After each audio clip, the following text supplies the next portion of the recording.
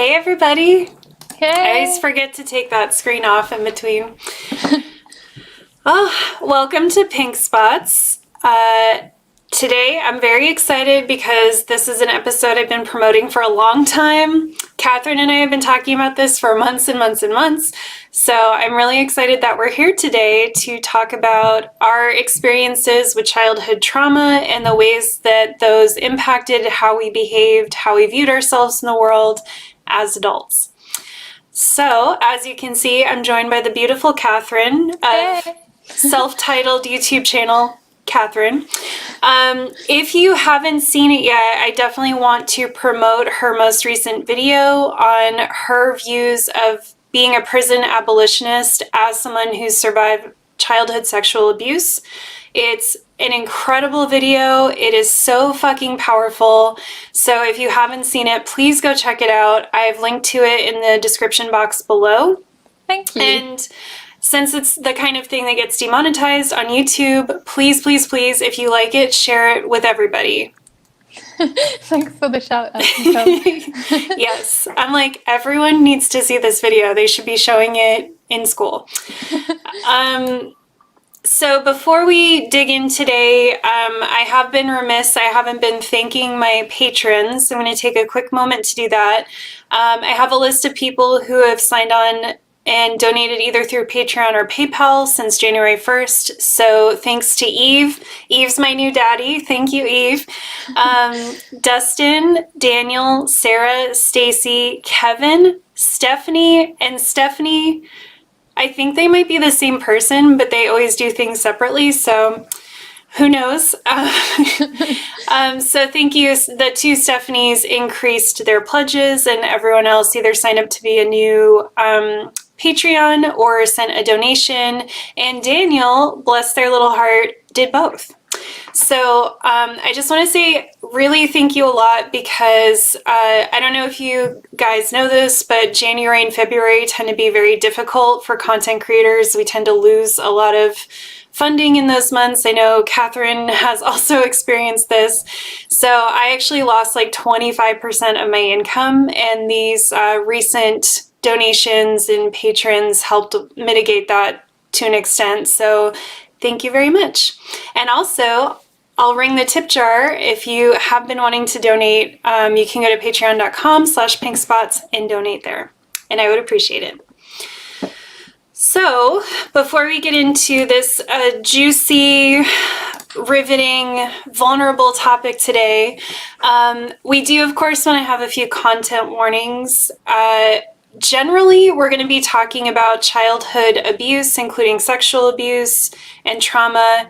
However, we're not going to go into any like graphic details. It's more that we're just going to say that these things happened to us and how they shaped the way that we viewed ourselves in the world and our behavior as adults. So definitely cut out if it's too much for you, but I'm hoping, you know, since we're not going to go into too graphic detail, hopefully it should be okay. And then probably mention of suicide and suicidal ideation may come up. I think suicidal ideation for sure, but again, just kind of talking about that, not really getting too far into any particular details. So before we get into our own personal experiences, I wanted to talk about two schemas. And for those who don't know, a schema is in psychology, it's a fixed pattern of thought and behavior. There are 18 schemas from what I understand, and so many of them could have applied to today, honestly. But I wanted to pick out two that I thought were the most relevant for what Kathrin and I have experienced and what we're going to talk about. And I just think these are really interesting and very empowering to learn about, because I think if you can understand that these things are thought patterns that are common responses to trauma, you may be able to recognize yourself in some of this, and it might give you permission to start deprogramming yourself from these schemas a bit. So the two schemas are self-sacrifice and subjugation. Self-sacrifice, people who have this schema tend to attend to other people's needs before their own most of the time. They tend to be very people pleaser. Children of parents who are drug addicts, or parents who are disabled or mentally, emotionally unstable, are more likely to suffer from this because they are typically put into a caregiver role at a very young age, and are sort of taught through that role that someone else needs things more than they do, right? And that they need to help other people before they help themselves because someone else needs that more. This can happen a lot to older siblings as well that are in families, even where parents just have to work all the time. You know, it becomes this, I know I certainly experienced this pressure to have to take care of stuff in place of the parents because the parents can't do it for one reason or another. So you start to associate your value of your self-worth with helping others instead of like having your own internal self-worth. It's more about what you can do for other people. And you kind of learn that you have to always put others first ahead of yourself, and your needs are not as important. So some good signs, some very clear signs of this are like if you think that putting your own needs before others is selfish, you tend to think of others more than yourself. It's easier for you to do something for somebody else than watch them struggle with it in any kind of way, even if it's just a perceived struggle and they're not actually struggling. You may drop everything if someone close to you needs anything, even if they don't necessarily ask. You feel uncomfortable declining requests. You get less from other people than you give. And you can feel overwhelmed or tired from running around doing things for others, and yet you still won't set any boundaries around what you do for other people. So the subjugation schema, these are people who often had physically or emotionally abusive parents that would punish them in some way if they didn't do what was asked. And usually the requests that they received were unreasonable. So people who've been physically, emotionally, or sexually abused in childhood learn that it's in their best interest to stay quiet and placate other people in order to avoid further abuse. This can happen too if there's a lot of conflict and stress around you growing up. If your household was very volatile, you may have been embarrassed for speaking your needs or talking about your emotions. Maybe you were shamed for that or embarrassed for that. And this is similar to self-sacrifice in a lot of ways, but it's very different in the fact that it's largely powered by an instinct of survival and self-preservation, whereas self-sacrifice is more about just feeling that your only value is in serving other people. This one's more about, I'm trying to avoid being hurt. So a subjugation schema, you may have trouble speaking up for yourself. You may let other people make the decisions in your relationships. You often feel like you're treated like a doormat. You tend to feel a lot of unexpressed anger and resentment. Sometimes you feel like if you let your feelings out, it would be out of control. So you have to like keep a tight lid on your feelings because they would just overtake you. You have a hard time putting up boundaries with people.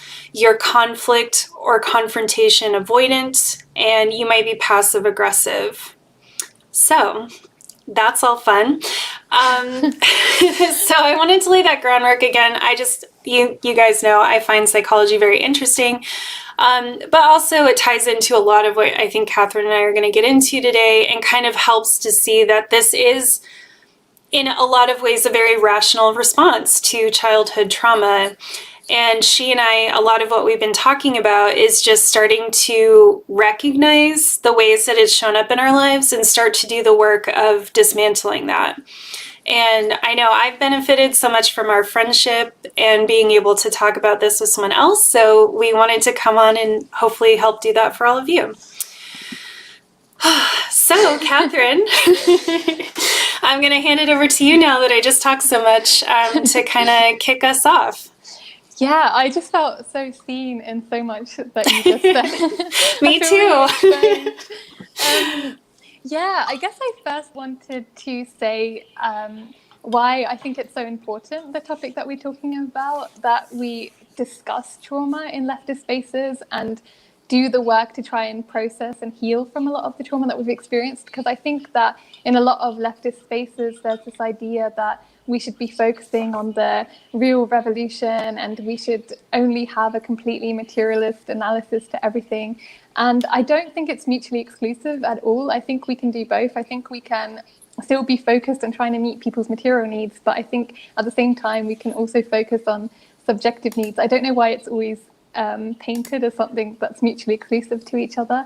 And I also think it's so important because when people are acting in a really egoic way within our movements, and there's often a lot of violence that's perpetuated within our movements, I don't know, I'm sure we've all experienced those people, these like theory bros or people trying to intellectually dominate other people within our movements. And then it often becomes, these movements become sometimes harmful or just really ineffective because of the way that they're structured. And I think all of this is a result of us kind of externalizing and projecting so much of our own trauma that we haven't processed in our lives. And I think we all in different ways end up replicating the same trauma dynamics that we've experienced in our lives and externalizing that out onto other people. So I think that if we want to create movements that are non-hierarchical, non-dominating, that are like compassionate and loving and kind and able to embrace people and give people a space to feel like they're seen and they're heard and can come to heal, basically, then we need to be trying to focus on how we can do some of this internal work. So and at the same time, if we don't do a lot of this stuff, then I think a lot of right-wing people can just hop in and fill that vacuum by selling us, I don't know, corporate self-care or appealing to our sense of alienation and selling us right-wing values as the solution. So I think we need to be appealing to these real subjective feelings that a lot of people are having, because if we don't, then the right are just going to jump in and end up co-opting it. And I know for sure I've definitely ended up externalizing a lot of my trauma in leftist spaces, and I'm sure we can go into that a bit later. But yeah. Yeah, I loved that, because I wasn't even really thinking about addressing this, and I was so happy when you added it to our notes, because I do think that so much of what we're missing on the left is this kind of deep emotional work that needs to be done for us to have any kind of a healthy movement and be, well-functioning society after the capital R or little r revolution that we're going to have. And you're right, like the right is always there to make people feel better. That's what they're really good at. They're really good at giving people explanations for why things are fucked and making them feel validated. Of course, it's like a false validation, right? It's a dangerous validation, but it's still something that is going to make someone feel better, at least in the short term. So yeah, if we can be over here and we can, for me too, it's like, I do think a lot of people do this kind of work, but they're not considered leftist or leftist content. Yeah. And I think we really need to change that. I think if anyone is anti-capitalist, if anyone is anti-oppression, then they're leftist. And it doesn't really matter what they're doing with their platform. We should consider that part of what the work is to do and part of our community. Mm-hmm.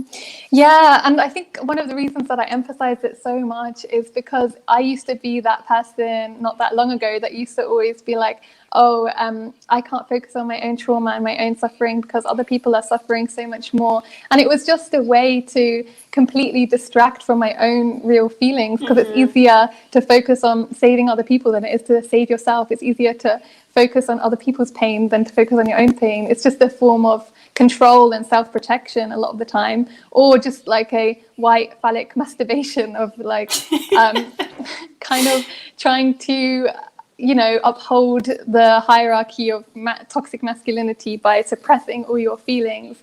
And so yeah, I think we need to be dismantling all this stuff inside of us, because it's just become so instinctual within us, this patriarchy and hierarchy and supremacy and domination. So yeah, and like I said, it's not mutually exclusive, so there's nothing to lose from doing this work. Yeah, I completely agree. Very well said. So, why don't we talk a bit about our backgrounds and, how we're sort of connecting that to what we're doing today, the behaviors that we've had in adulthood. And, eventually we'll get to how we're starting to unpack that. But why don't you set for us a bit of a foundation of what your experience has been and just what you've been observing around, like, how that's connecting to what you do as a grown-up? Yeah, so I think one of the biggest things that I'm struggling with a lot is this deep emotional numbness in a way, this complete inability to validate any of my feelings, this sense of deep worthlessness. And I think that it's so difficult to kind of unpack, because on the surface, I feel like, oh no, I'm quite a positive person and I like myself. I think I'm great. But then when you look deeper and you look at a lot of my behaviors and the way in which I've acted like throughout my whole life, you can tell that there is actually a deep sense of like, not having this sense of worth or validation. And so I think a lot of it for me stems from, I experienced a lot of emotional abuse when I was growing up, particularly from my mum. And a lot of it was a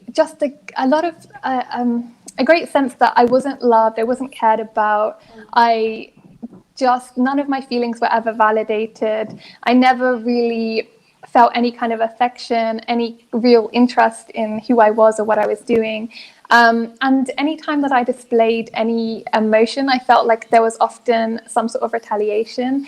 And as a result, I very much learned to suppress all of my emotions. I also just, I definitely fell into that very appeasing, pleasing mode of being of that you talked about. That felt like the safer option, and I also felt that I was often walking on eggshells whenever I was at home. And then I think any time that I experienced any kind of pain or suffering, I felt like it was never really taken seriously or validated. So when my friend passed away when I was super young, when I told my mum that he had died, she just didn't seem to have any kind of emotional response or ask if I was okay or anything like that, or try and, just any of the emotional support that you would expect. When I told my parents about my experience with the child abuser, I also didn't get any emotional response from my mum at all. It was like completely like, oh yeah, okay, whatever kind of thing, and never had any kind of support throughout that whole process. And to the point where they weren't even wanting me to stay at their house when I was going to court to bring this abuser to court and stuff like that. And that was really difficult because it was like a complete kind of a really difficult time of my life, and I felt like I had no emotional support whatsoever.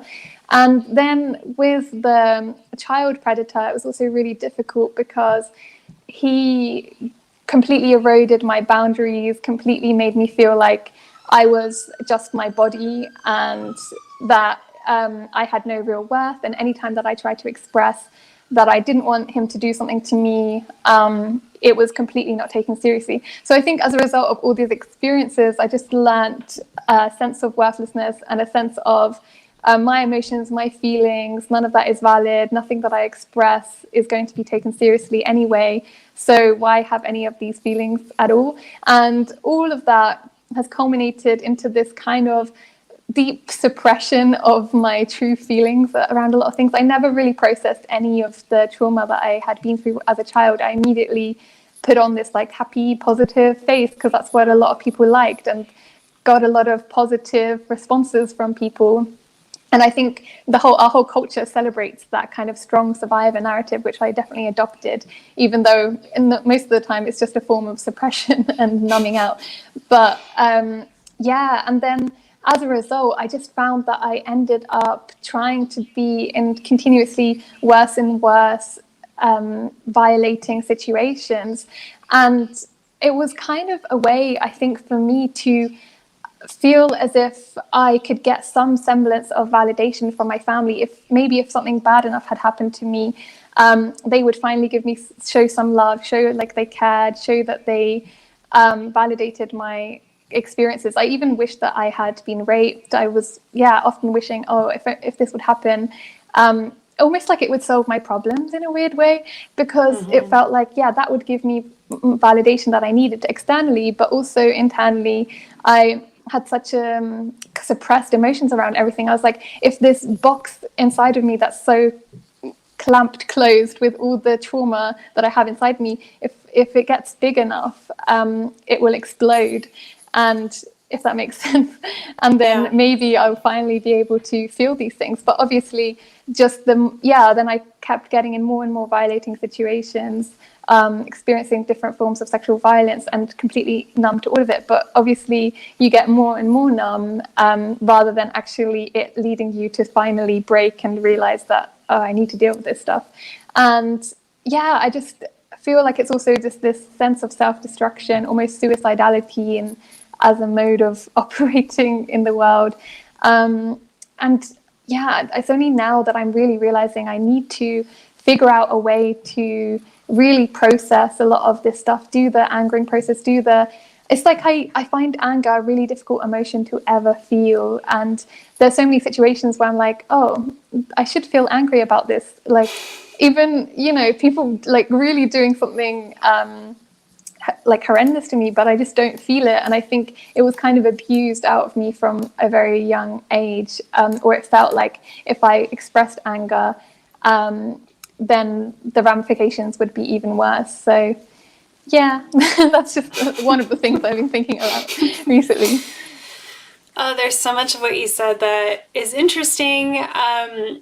one thing I guess where I want to start is I really like that you brought up that you do learn and get the sense from other people that you get a lot of praise and validation for not making other people have to deal with your trauma, right? So being the happy victim who's like totally fine and has this positive outlook on life. I struggled a lot with that because I was always the opposite. Like my process, even though I was a people pleaser and I would keep my feelings inside, I was very, very depressed as a kid, especially as like a young teenager. And I just got so much shit all the time for, even as an adult, I've talked about it before, I get called like negative or intense or too much. Like there's people who think I'm too much when I just want to like externalize how I'm feeling or talk about like my lived reality. I notice a lot of times people want me to put a positive spin on everything. So maybe I'm allowed to talk about something that's hard for me, but then at the end I have to be like, but this great thing came out of it, or like, but, whatever. God can't give you more than you can handle, am I right? It's just like, I've always really picked up and just been so deeply angry about this sense that no one else, like, it's okay for me to overcome things as long as no one else has to have any kind of experience with my actual trauma. And I think, like, it's so insidious. I remember I had years of my life where I was trying to fit into this happy victim box and I was trying to be more positive, and it just killed me inside. It's like, but this isn't how I feel, Yeah, and there's always that narrative that you're supposed to find meaning in everything. Even one of my therapists was saying that, like, oh, well, you were a victim before you went to the police, but now that you went to the police, now you're a survivor. But like within saying that, they're immediately painting everyone who doesn't survive as like weak or bad or pathetic for some reason for not being able to do that. And why do we have to find meaning in suffering? It's just often just leads us to romanticize the experience in some ways, which can be really damaging. It's like, why can't people just allow us to express how we're feeling without it needing to jump to solution? People always want to jump to solutions as well to problems, which is so frustrating. It's so frustrating.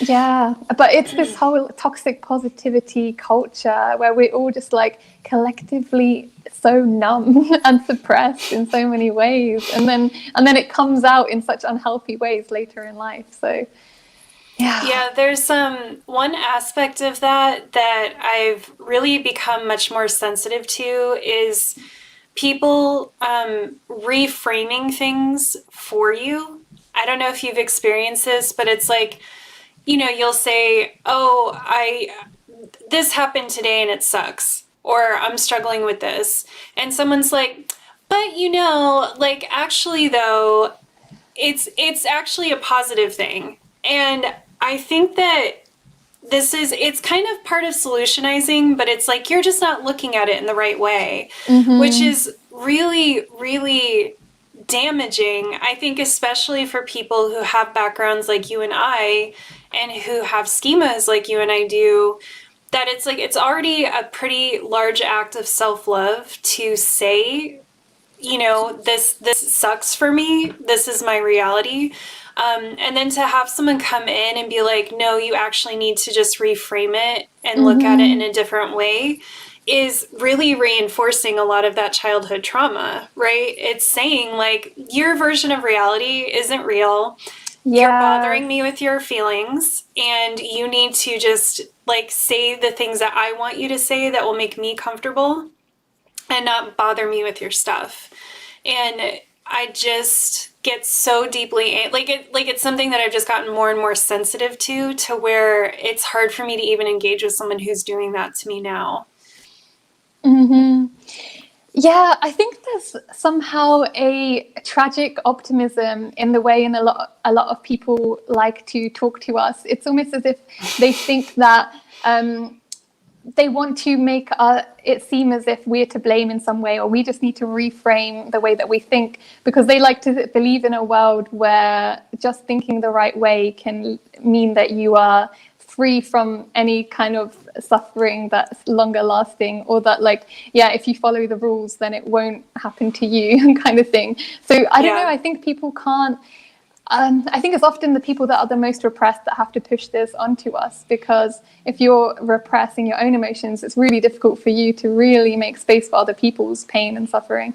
So yeah, but it doesn't make it any less frustrating. I think as a culture, we're just not given the tools of really deeply listening to each other and validating each other, because a lot of the time that's all that therapists ever do is just listen and validate. We don't need to be paying like $50 an hour to get that. Surely we could start doing this in our friendships and relationships more. But Yeah, I wish I could remember where I saw it or heard it. I feel like I read recently, someone was saying that, I think it was in a book I read recently, that someone was saying that everyone could get some like basic amount of training in just like basic therapeutic techniques of just like active listening, and and then we could all just provide community support to each other. Just that like fundamental understanding of how to hold space for someone. If everyone had that, we would be miles better. I mean, that would get us like 90% of the way there. Because it is part of this capitalist thing too, of like, I don't want, like, your stuff is your stuff. I don't want to have to deal with your stuff. And then less villainous, in a less villainous way, I think it's also like most people, are repressed. They're barely holding on themselves, and they just feel like they don't have the tools to, be there for somebody. yeah, I think there's also a really toxic forgiveness culture and empathizing with your abuser thing, which often just means that people go towards forgiveness without actually having processed anything first, or they go towards immediately empathizing with their abuser, when most of us already, I think that's what a lot of people don't understand. It's like we already invalidate ourselves the most. We already don't trust our own reality the most. We don't, like, they seem to say these things to us as if we've not had this 1,000 times before. It's like within our own minds. So I know, that's what makes me the most mad. I'm like, you are saying the most basic thing. I've heard it 100 times, but they think they're like this big philosopher who's just going to change your life. And you're like, no, honey. No. So for me, I think how this kind of came together is I was starting to process some of the stuff. I was starting to process patterns in my life. I was like, I keep doing the same thing, or I keep ending up in the same sort of scenario time and time again. Why is this happening? And one of the things I was trying to process is, why do I end up in relationships where I feel that I should absolutely sacrifice my own happiness, my energy, just everything for this other person, just because I think they need it more than I do. I was like, it just finally occurred to me that I'm like, other people don't do that, or like, not everyone does that. So there's something here, like, why am I doing this? What is in my background? And then, as I started to think about it, I was like, well, it's pretty obvious that my mother, she had like arrested development. She's very immature. So I grew up with a mom who acted in a lot of ways like a young teenager.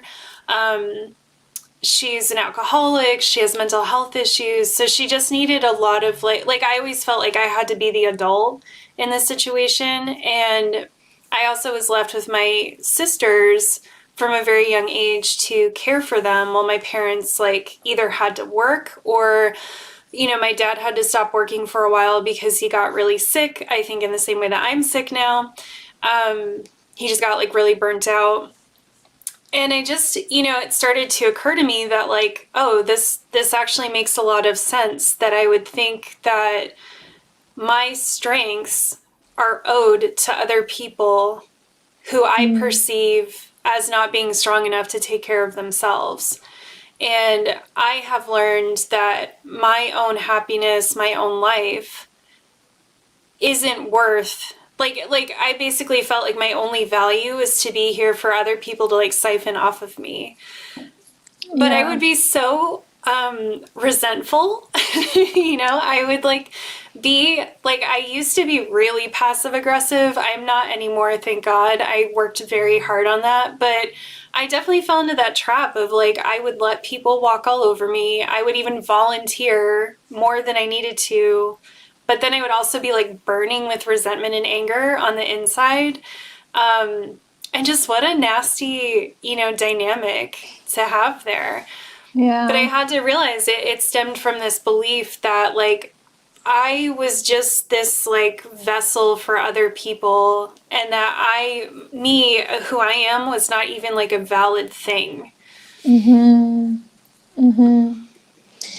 Yeah, I relate so much to that, 100%. I remember I had such a suicidal period of time where I honestly felt like I was better off dead, just because I felt like my life was doing more damage to the earth just by existing, which when I say out loud sounds so ridiculous, but it was like, oh, I'm using this plastic and I'm doing all this, like, just my life existing is doing more harm. My life only has some worth if I am doing something to help other people, if I'm saving other people or changing the world in some way, which then, I don't know, just develops into this savior complex or martyr complex to try and fix other people, or continuously seeking out people that need help to try and help them. And I think, I don't know about if this is relevant for you, but I think for me, I guess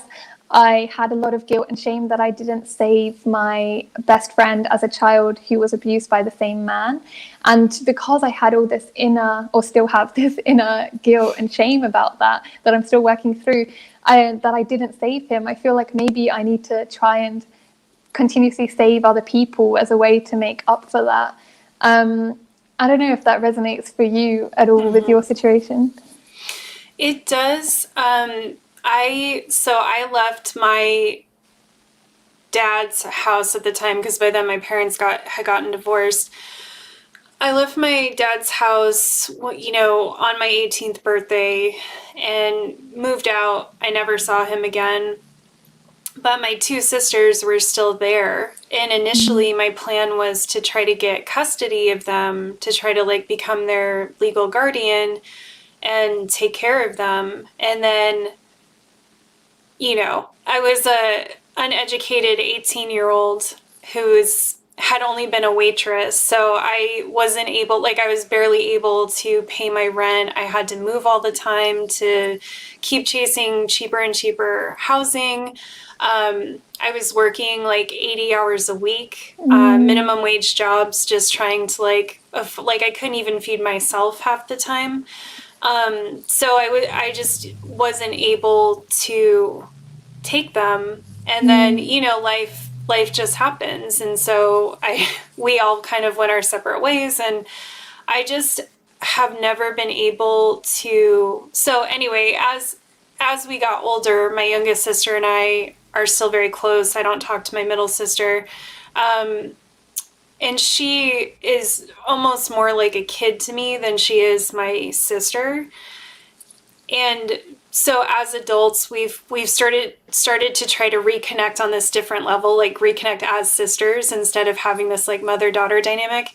And so she would tell me stuff that happened to her after I moved out. And I'm just, I already had a lot of guilt around it, but then hearing like specifically what happened to her, it like still keeps me up at night sometimes, thinking like I should have done things differently. I should have tried harder. I should have, whatever. I should have tried to do something. It makes me really, really sad and like really angry at myself that I allowed her to experience more abuse than I feel like she needed to, because I wasn't able to take care of her or myself, really, And so it's Yeah. like intellectually I can understand like what would I have done? I was like barely surviving myself, but it doesn't stop the fact that I feel terrible. I feel like I Mm, just abandoned her and let her down, you know? mm. Yeah. Yeah, I know. I'm so sorry. Like, yeah, I just relate so much, and it's so difficult because no matter, like you said, no matter how much other people tell you it's not your fault, or how much you tell yourself it's not the fault, like that inner feeling just remains there, and it's so insidious and it's so difficult to get rid of. It is, um, yeah. I mean, she's yeah, even told me, she's like, you were the best big sister. She's like, you never yeah, resented me. You took good care of me. You never made me feel like a burden. Like, she's like, I was so happy you got out, you know, and like, I don't mm, know if you would have survived if you had stayed mm, there, which is why I left. I had struggled with like suicidal ideation as a teen and suicidal depression, and it was just getting so bad. I was like, I have to, like, literally to save my life, I have to get out of here. mm, But it still like doesn't seem to actually do anything with the guilt, you know? mm. Even for her to directly be like, I don't want you to feel this way. It's still such a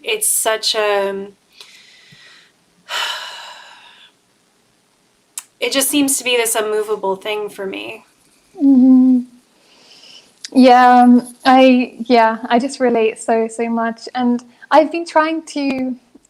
One thing that has been helping me in some way, although I'm still intensely struggling with this, is just trying to reframe it in my mind that I'm like, well, actually, I of in his really terrible, difficult life, I was one friend that was there for him the whole time, and I was like a really good friend and really loyal, and I know that he deeply cared about me, he deeply loved me, and like it was beautiful that we had that friendship. And yes, maybe I could have done something earlier or said something differently or whatever, but I was one person that stuck around in his life and was actually a positive light rather than a like in that toxic hellhole that he grew up in. And yeah, trying to tell myself that is like, but even as I'm saying it, I'm like, yeah, I don't really believe this. Like, I'm just doing what the other people do and trying to reframe it in a positive light, even though I don't even believe it myself. But sometimes I do, though. Sometimes I do, but Uh, yeah. yeah, it's like you definitely have better days and worse days with it, you know? Because that's how I Yeah. feel too. I mean, for my sister to validate that I took good care of her and that I didn't make her feel bad, because we're 7 years apart. So I mean, she Yeah. is like, not that that's the hugest age gap, but I mean, she really was significantly younger than me, and I really did like take care of her. Like I potty trained her, you know. I mean, I really like took care of her, Yeah. and so yeah, on my good days, I'm so proud of myself, you know, especially given that I was such a moody, angsty teenager, that I still managed to like be good to her and take care of her, you know. Yeah. It does make me Yeah. really proud and happy. Yeah. But yeah, like I'm still a piece of shit though. Yeah, and I think that's part of the mind fuck of healing from trauma and Yeah. abuse. That it's like, yeah, it's everyone thinks it's this linear process, and you gradually get better, and then you have this epiphany moment, and then you're suddenly healed. And that might be some people's experience, but for me, it's just all over the place. One minute I can feel completely fine, the next day I'm like, I don't want to live anymore. So, yeah, it's complicated. Um, Yeah. I also wonder if, to some extent, there's also that sense that we wanted to be rescued as children, and because we weren't rescued by anyone else, we have this intense desire to rescue other people as a form of coping, or because we have like such deep pain from not being rescued, we then want to do that for other people. But then at the same time, I suppose it's also this kind of self-protection, because if people are if people that we're dating are always very narcissistic and talking about themselves and everything's about them and they have all the problems, then we never have to confront our own problems. We completely distract from our own problems. And then we also just never have to in any way be vulnerable or truly show them the darkness we feel is inside of us, or at least I feel inside of me.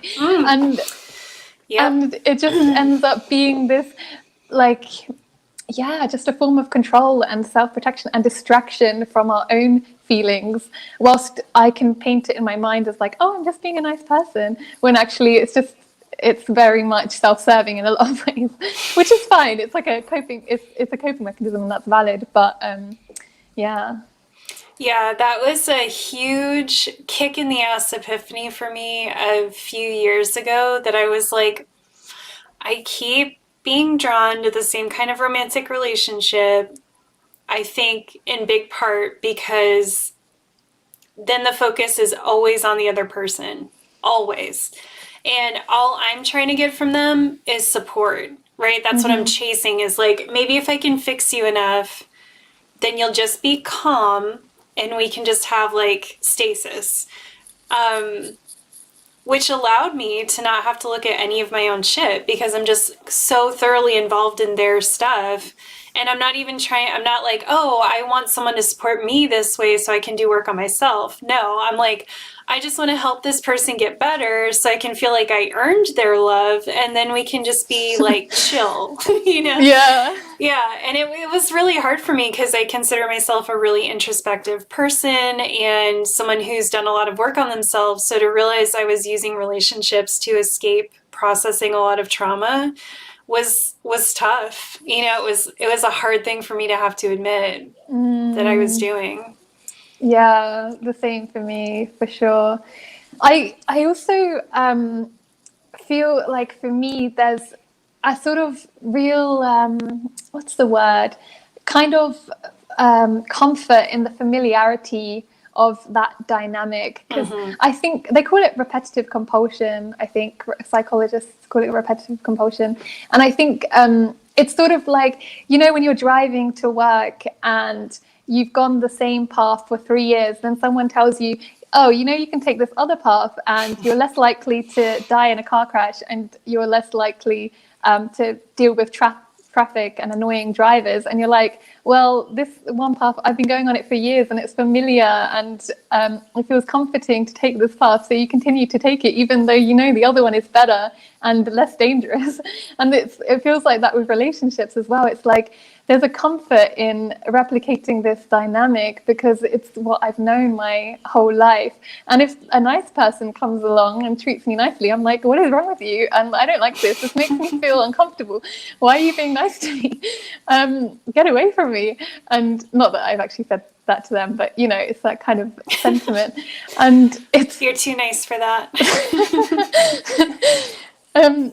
So I think, that's been a really big thing for me. Like, it's funny because I always think that I am very good at being vulnerable, and in some ways, yes. But then when it comes to, I guess I can be vulnerable about a lot of things, but not in relationships a lot of the time. So, Yeah, same, you know, I was like, oh, I'm vulnerable. I talk about all kinds of shit publicly, and you know, with my friends, I'm like very open. But yeah, I had to realize that I have these really huge walls up, as particularly in a romantic relationship, where if I think very honestly about meeting someone and falling in love and having that relationship be really good, like really healthy, really good, it scares the shit out of me. You know, and that was such a weird realization, because it's like all I've ever fantasized about was just meeting my person and having a healthy relationship. And then I realized one day, I was like, I'm actually afraid of that, and I'm subconsciously getting myself into situations where I know that that's not going to happen, right? Like, I know this person is not going to ever be that for me. But I get to just be distracted with the chase and with the fixing, and, you know, whenever they give me a crumb, it feels like enough. But and in the back of my head, I kind of know it's going to have an end date, so I don't have to have that fear of like I'm so worried about losing someone. Like, what if I actually really love somebody and they're great, and then I lose them? And I didn't realize like how much that fear was actually really driving a lot of my relationship behavior.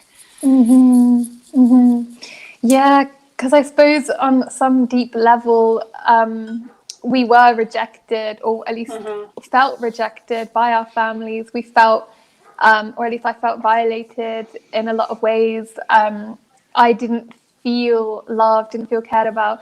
So then now I have this deep fear of someone rejecting me, someone violating me, someone doing these things to me. And it's like, well, if I already know that they're trash when I enter the relationship, then it doesn't feel like a rejection, it doesn't feel like a violation, because it's like, oh, I know what I'm getting already. So yeah, I guess there is like I also experienced a kind of deep fear of actually entering into a good relationship, and then I deliberately self-sabotage from those relationships all the time. Yeah. I think for me too, it's definitely tied into, like for me, my mother was like my best friend for a lot of my childhood. And then it was when I got to be a teenager, everything kind of fell apart. And, you know, as an adult, I can look back and kind of realize that a lot of it was because since she was so childlike and I was still a kid, there was a level of she was one of those parents that was more my friend than my parent, you know, so it kind of worked because I was still really young. And then as I got older and I was having so many issues, especially being depressed and whatever, it just became this thing that she couldn't deal with. I was like too much. And also, again, as an adult, I've come to realize that my mother had these, I feel like they're narcissistic, but I know she's been diagnosed with borderline personality disorder. But she had that like competitive nature with me where it was like I wasn't allowed to have actual problems because she had actual problems. You know what I mean? So I think like as I became a teenager and then I started having problems and I stopped being so people pleasing and I stopped being so codependent with her, then we started to have issues because I wasn't catering to her fantasy about what having a kid was like.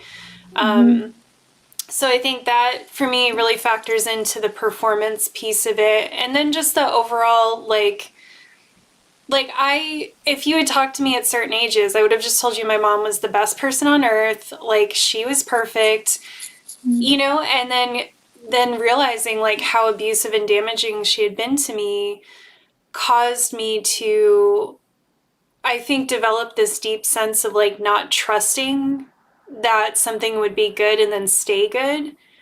So I do think for me, part of it is that, well, if this is hard and messy, but I know what the problems are, then we could work to fix the problems. And then maybe I could trust that because we've like built something together. But if it just starts off good, it's like, when are you going to change on me? When is the other shoe going to drop? And I've noticed that like I really have internalized that sense of like, I don't trust this because something must be wrong. Yeah. That's so interesting. I hadn't actually thought about it in that way before, but I definitely relate to that a lot. Because I guess with me, when it came to the whole dynamic with the pedophile, it was like he was always so nice to me, very like, yeah, all the classic grooming, manipulation things. He was acting like this man, like that would take me away from my family, and he would make me bring me the safety, bring me the love, acting like my parents were bad, so I needed to be taken from them, buying me things, all of these kind of things. So I guess when I have someone in front of me that's actually being super nice from the beginning, I'm like, oh, are you gonna be like that man again? And like this is all Yeah. just like a fake thing that's then going to be taken away from me. And then for me as well, I guess there was definitely, like you, a very conditional love when it came to my mum, where it was like, yeah, I'll do something nice for you, but only if you do this in return. Or it always felt like it was gonna be held against you in some way if you asked for something, or if you said you had a need in some way. Or yeah, there was always that fear of manipulation when it came to anything that I would want. It was like even if I wanted an Austrian passport because my mum's Austrian, and it became this thing that she would manipulate me with, like, I don't want people like you in my country, for a ridiculous Jesus. reason. And it was yeah, this thing that she could hold against me, so I would have to fawn and please and appease to try and get this passport that I wanted just to be an EU citizen. So I just, yeah, it's interesting because I hadn't really thought about it in that way, but now that I have talked about it, I was like, oh, that's interesting. Yeah. So thank you for that. Yeah. I just think a lot of so much of childhood trauma is rooted in that sense of like this thing was supposed to be safe and then it wasn't. And there's so many nuances to that and flavors of that. So I think they can, end up having some distinction of how that manifests for you. But I think that, that is so foundational. That's what you learn as a kid is this thing that was supposed to be safe wasn't safe. And then it's just really difficult to piece that apart as an adult. And I think it's been interesting talking to you because you experienced this thing that was just so obviously bad, right? It's like everyone's worst fear. But then you've also experienced this stuff that was less obviously bad. And it's been really interesting to hear how for you it sounds like they both had a really significant impact. It wasn't like this one thing was just so much worse in this very in the way that it eventually shaped how you behave, because and you've also talked about, which if you want to talk about now, like today would be interesting, but if not, that's fine. How like what you experienced with your mom probably groomed you for for the predator. And it's such a it just makes me think so much about how we create these boogeymen out of certain things, but then almost put no importance on other stuff that can end up having just as big an impact on your life. Yes, I'm so glad that you brought that up, because I get so frustrated by these different hierarchies of suffering that we arbitrarily place on people, which just leads to this huge culture of invalidation. Where we none of us feel like our experiences are bad enough. It's like that constant thing of like other people have it worse, so I can't validate my feelings about things. And that really, really deeply impacted me for such a long time, because I was like constantly feeling like, oh, other people have it worse, my situations aren't that bad. And it's so toxic because we have this culture of invalidation and gaslighting constantly, and then to have like that I don't know, I just think we should hold space for all different people with different experiences, and like one isn't worse than the other. Because for me, I think in many ways I actually think the emotional abuse was more damaging than the sexual abuse, which a lot of people would find surprising. And I find it really interesting to compare the reactions I get when I tell people I was sexually abused as a kid compared to emotional abuse. When I say I'm sexually abused, people are immediately like, oh, how horrendous, that's the worst thing that can possibly happen to you. Like you must be so impacted. But then when you tell people about emotional abuse, their responses are like, yeah, but are you sure? Maybe she was just a bit strict. Maybe she was actually, it's like her culture as an Austrian person. And I don't know, other things like that people would like to say instead. and like I said, I find it interesting because it's like, in many ways, the emotional abuse is harder because it's like constant. I mean, it obviously completely depends on the person. I'm just talking from my experience. But yeah, it was like this constant thing of, yeah, that I couldn't escape from because it was all around me constantly and for years, and that I still have to process now. Whereas the sexual abuse was something that I could kind of compartmentalize, and I could fully validate because everyone understands that. Well, actually, I didn't fully validate that experience, but yeah, it's more understandable as something that's bad, so you can get some kind of support and validation for that. And it's actually been helpful for me to have been sexually abused in some ways, because it meant that I went to therapy, I talked about my problems more, and it was only from going to therapy that I then realized I had experienced other forms of abuse that I had never validated. So in a way, it was kind of a nice gateway to like understanding my other traumas. Whereas if I'd never experienced that sexual abuse, I would never have in any way validated that experience. So yeah, and like you said, I think that the emotional abuse definitely helped to groom me into the sexual abuse, because I guess I had already adopted the super fawning kind of experience of feeling like needing to please and appease people. It was like any time that anyone did anything to me, I'd be like a puppy and like roll over on my back and say, like, wiggle my paws, Aww. like, please don't hurt me. and it was like, that's a too cute image for how sad it is. Yeah, and I think, yeah, like I said in that video, it's a lot of these predators go for the most vulnerable children. And I'm not saying that I was the most vulnerable, definitely not. But I think that I was definitely a perfect victim in a lot of ways, because I didn't have the kind of family dynamic where I would be able to tell them about what had happened with the predator. And he was able to use his manipulation as this loving, caring figure in my life, as a way to gain my trust. And if I had had that kind of protection, the boundaries put in place by my parents, then I wouldn't have had to, like I wouldn't have been so susceptible to the grooming and manipulation and the trauma. It's like I already had learned from such a young age that I just needed to completely submit to whatever these adult people wanted. And I couldn't express my feelings, I couldn't express my emotions, I couldn't talk to my parents. So yeah, when people talk about trying to measure one trauma against the other, it's so difficult to ever compartmentalize. It's all, so many things are so subtle, and you can't you can't just put like one thing on this measure one thing as bigger than the other. So yeah, sorry, I've been rambling about this for a while, but I'm just really I love it. Yeah, I'm very passionate about that as well. And I've had different but also similar experiences with trying to talk about what I went through, because so much of what I went through was this more subtle, like a lot of what I experienced was neglect.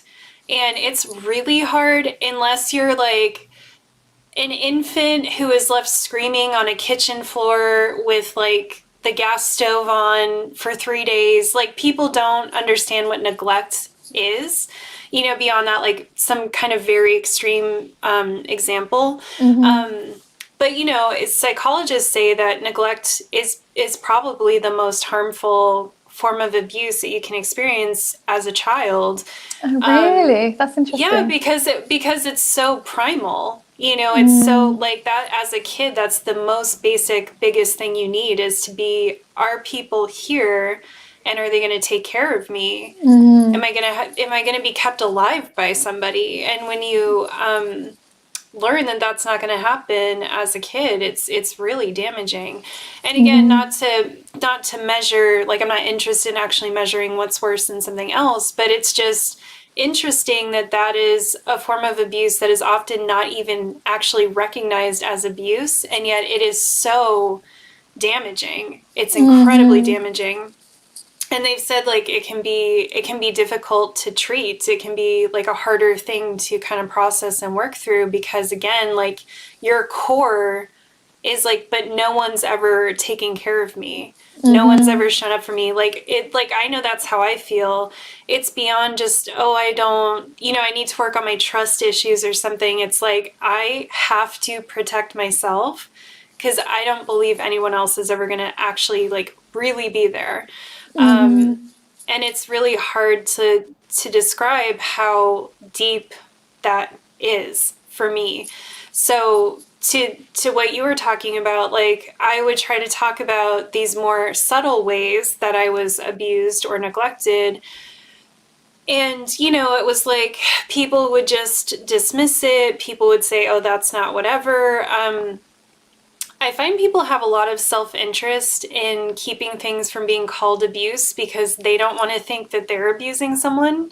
I find that especially with people who are parents, they don't want anything to be abuse, right? Because they don't want to think like, oh, well, I don't want someone thinking I'm abusing my kid, so I'm just going to say nothing's abuse.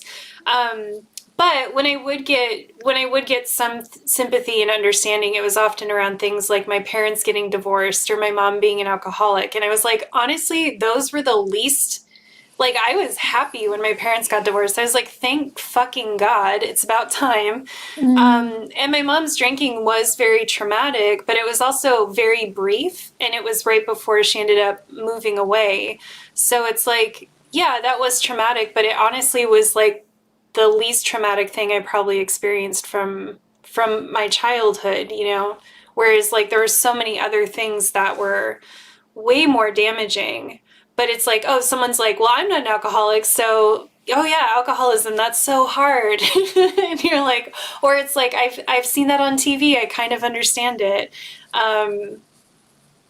And it's like, yeah, but that's not really what was the hard part, or it wasn't the worst part. And I think that makes it also easy to dismiss your own pain because no one around you is acknowledging it either. Everyone's confirming that like you're being a baby if you have any hard feelings about it. Yes, I relate so much to that as well. I find that so many people want you to completely expose exactly what happened to you in order for them to believe you, in order for them to feel like there's enough evidence for them to give you any kind of empathy or sympathy. It's like you have to give them every minute detail of what happened to you for them to think that like, oh, okay, yeah, that makes sense, that is abuse. It's like, I don't want to expose in this one conversation with you exactly everything that happened to me, re-traumatize myself, probably get no validation from you, then feel even more traumatized about validating myself. And then like it's really, really frustrating. And I've also found that I've had an unhealthy dynamic of explaining my abuse in such a way that I know that they're going to invalidate it, if that makes sense. So I will, if I say that I've been sexually abused, I will be like, I was sexually abused, he did this and this. And when you say it in such a clinical way, you completely remove any of the emotion or the pain or the real gravity of the events, just like putting it down to like this neat little box of this is what happened. And then when you express it like that, other people don't stop to be like, oh, that's terrible most of the time, because you're expressing it in such a matter-of-fact way. And then it's just this unhealthy dynamic of reinforcing this invalidation that I feel around my experiences, that I'm deliberately inflicting on myself through the way in which I express it to other people. Wow. Damn. Yes. I know you brought that up in your video, and I thought that was a really kind of powerful statement for you to make, is that like a lot of, I think that the whole kind of just vibe of gaslighting and, having to prove that something even happened. But I also really appreciated that you brought up that for you, a lot of the stuff that you actually found the most damaging was not the clinical stuff that happened necessarily. And people don't make space for that because like you were saying, it it would have to force them to connect with you emotionally and empathize. And people don't want to do that around things that they'd rather not talk about, right? Mm-hmm. It's like, if I have to know about this, then keep it clinical and I can, make the right noises in your direction and then we can move on. But yeah, I don't want to have to like sit with you and actually like feel your pain that you were in. Yeah, absolutely. Yeah. Yeah, it's like the whole court process, it was just this clinical thing of the exact mechanics and logistics of my body in relation to his body and what exactly happened, what angle was his penis, how long was he, sorry, we said we weren't going to go into details. But yeah, that kind of thing. And I'm just like, yeah, this is a lot of this is actually like the least significant, because I was thinking about it and I was like for the longest time I had even wished that what he had done to me would be worse, just so that I would feel some semblance of validation from myself and other people for the experiences I had. And it's so ridiculous that we have a culture where we feel like we're wishing these things are worse just so we can get some validation. And I was thinking about it, and to me, I feel like if it had been worse, would it have really made that much difference? Would I have felt that much worse about the experiences? I don't know if I would have, because the exact sexual acts that he did to me wasn't the important part. The important part was all the traumatization that came from being afraid around men and feeling like my body and my boundaries were violated. And yeah, I guess for some people, for sure, if the events had been worse, there would be an extra level of boundaries being broken. I'm not trying to invalidate like more extreme forms of abuse, but I'm just saying, for me personally, I don't think it would have made that much difference. So when people, I don't know, I think I just became so obsessed with reading up about other people's experiences of sexual violence to try and see if there had been anyone else who had had similar experiences to me and felt the same as me, because I just wanted to feel that validation. But of course, most of the time when you read about these things, it's these sensationalized media stories of like the most horrific forms of crimes. And then so that is also problematic, because then people who, that's the only representation of violence that we see, and then we end up invalidating our violence as a result of that. But I don't know, then I realized, I had this epiphany when I spoke to a friend of mine who had been sexually abused by her father for 10 years, and she didn't validate her experiences. And I was like, damn, like if even she doesn't validate her experiences, and that's like, to me, the most horrific thing that could happen, then clearly it's not just a problem of like the hierarchy of the events having to be bad enough to be validated. It's clearly something either psychological and cultural that's going wrong here. And yeah, that definitely helped me to some extent. Yeah, I've had friends who have had just unimaginable things happen to them, and I think across the board they tend to downplay or dismiss how serious it was. And I agree with you, it just over time, once you talk to enough people, you're like, okay, this isn't just like my view of my own trauma, like something is going on here where collectively, this trauma is being dismissed on like a societal level. And there's very obvious reasons for that, right? Like it doesn't serve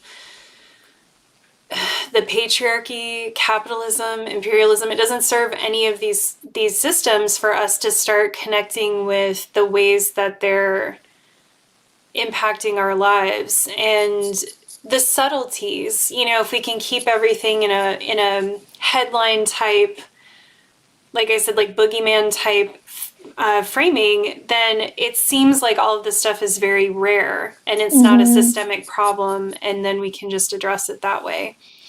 I had an interesting experience in high school. I can't remember if I've ever told this story before, but my mom had started drinking and I kept it a secret for a long time, but I finally told some people found out my junior year. And one of these girls that I was friends with ended up, we were in English class together, and she ended up writing like a creative essay about my mom. Apparently she felt so bad for me that she like wrote this story about my mom being an alcoholic, which like her heart was in the right place, but it also just highlighted, well, I don't know if her heart was in the right place. It felt a little bit like classism porn or something. Like, Oh oh, you God. poor little ragamuffin, your mom's an alcoholic. How's that for you? Um, but you know, like the what she wrote was just so incongruous with my experience that it was like almost like a cartoon. It was almost like she had drawn a cartoon about what she thought my life was like. And it just occurred to me that, yeah, like even when I say my mom was an alcoholic, people have such a different idea of what that means than what my experience actually was. Yeah. Like she wrote in this story, like, oh, the phone rings and I can hear, like, I pick up and then I hear like the tinkling of glasses in the background. And my mom's like, don't wait up, I'm not going to be home tonight, or something like that. And I was like, that is not, my mom would fucking disappear and I wouldn't know if Yeah. she was dead. I wouldn't know where she was. And the thing that haunts me the most is stuff like the smell of her like vodka breath, because she thought no one could smell vodka. Or just how I would open the door after getting off the bus, and there would just be this atmosphere of like, it seemed like the house was empty, but I knew it wasn't. So that meant she was somewhere probably passed out, and I wouldn't know if she was like dead. I wouldn't know. You know what I mean? There's just always this like, I was just always holding my breath because something was always happening. Something bad was always happening. But it wasn't, it wasn't this like, I don't know. It was just so funny to me that I was like, oh, so you have sympathy for me, but this is what you think I'm experiencing, and it's actually not what I'm experiencing at all. And what I'm experiencing for a lot of people probably would have been more subtle than they were giving me sympathy for. But for me, those were the parts that were the worst parts. Yeah. Yeah, I think so often it really is the parts that people don't expect at all that have the greatest impact. And yeah, like I said in the video, there have been other forms of sexual violence that I've experienced later on in life that in many ways were more difficult than the sexual violence as a child. And people expect you to yeah, that there's a very specific thing of like, oh well, this one thing, like for me, for example, I think the sexual violence I experienced by an ex-boyfriend was worse, because I really loved this man and really trusted him in a lot of ways. Then to have him violate my body was worse than when I was a child, because as a child I like, yeah, I guess I didn't love or trust the man that abused me in a lot of ways. But then, yeah, again, I guess in some ways I'm ending up kind of replicating this thing of like, which one is worse in my mind as a way to kind of like compartmentalize them neatly. And like, that's not always the most helpful. But yeah, just to your point of the fact that a lot of the time it's like the subtlest things or the things that people wouldn't expect that definitely resonate with you. Like, yeah, for me, there was definitely just the way in which the pedophile would look at me was in some ways worse than even the sexual acts, because it was like just that way of being looked at when you're a really young girl and feeling so sexualized, objectified, dehumanized. And in many ways, I find it really difficult to make eye contact with men these days, just because I can't, I just don't want to feel that way again. And I don't know, maybe I'm still exploring if I have some sort of autism. It might be like an autistic thing, but it's also, yeah, I think partially it's definitely a result of that. So, yeah, it's complicated. Yeah, it is complicated. That resonates. I was hanging out with Hillary last night. We were watching something, and we were both talking, like joking about how we just don't want to, like, we've never been comfortable being like sexy. Like, dressed up in a very cishet version of like what sexiness is, you know? And yeah, such a big part of that is like I developed pretty early, and I was such a tomboy, aka not cis, but like, you know, so I went from being, I don't know, it was this such a stark, and this falls under stuff that it's like subtle trauma that like shapes your entire life. Like the trauma I experienced of going from having a somewhat like gender neutral body that you have as a kid, as much as you're ever allowed to be gender neutral, into something perceived as like sexual and womanly. Like I can't ever articulate how traumatic that was for me. And, you know, when you were, because I think you mentioned this on a voice note too, but when you talked about like just the way that men look at you and seeing that look that they're giving you, it's like, yeah, there's so much in that that's so deeply uncomfortable, and there's such a power dynamic there. And it's so hard to get people to understand, like, yeah, I'm experiencing these traumas like every day. And that was part of what Hillary and I were talking about, is like this, this thought that like a man would look at me and I would see that like appraising look and that like hungry look, and just like, I hate it. I absolutely hate it. And it doesn't mean like, obviously I love men and like I want someone that I'm into to like find me attractive, but it's just different than the way that like a dude will look at you. Yeah.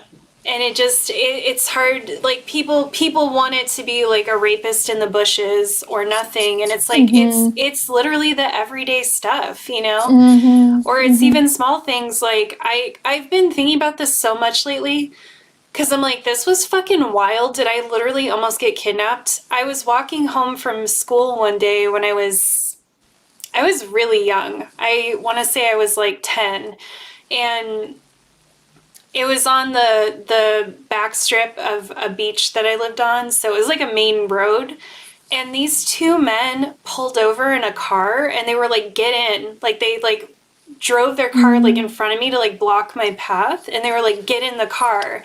And I don't even remember like what I did, but I think I just kind of like froze up and like walked around the car and kept going. And fortunately they didn't grab me or whatever. But do you know what I'm saying? Like so many children experience shit like that, and that kind of shit adds up. Like that kind of shit just adds to your overall, I'm just generally scared and uncomfortable all the time. Like even as a full-blown old ancient person, I still feel sometimes like that little kid who is being told to get in a car by like these two grown men, you know? Yeah, that's so, yeah, that really is such, yeah.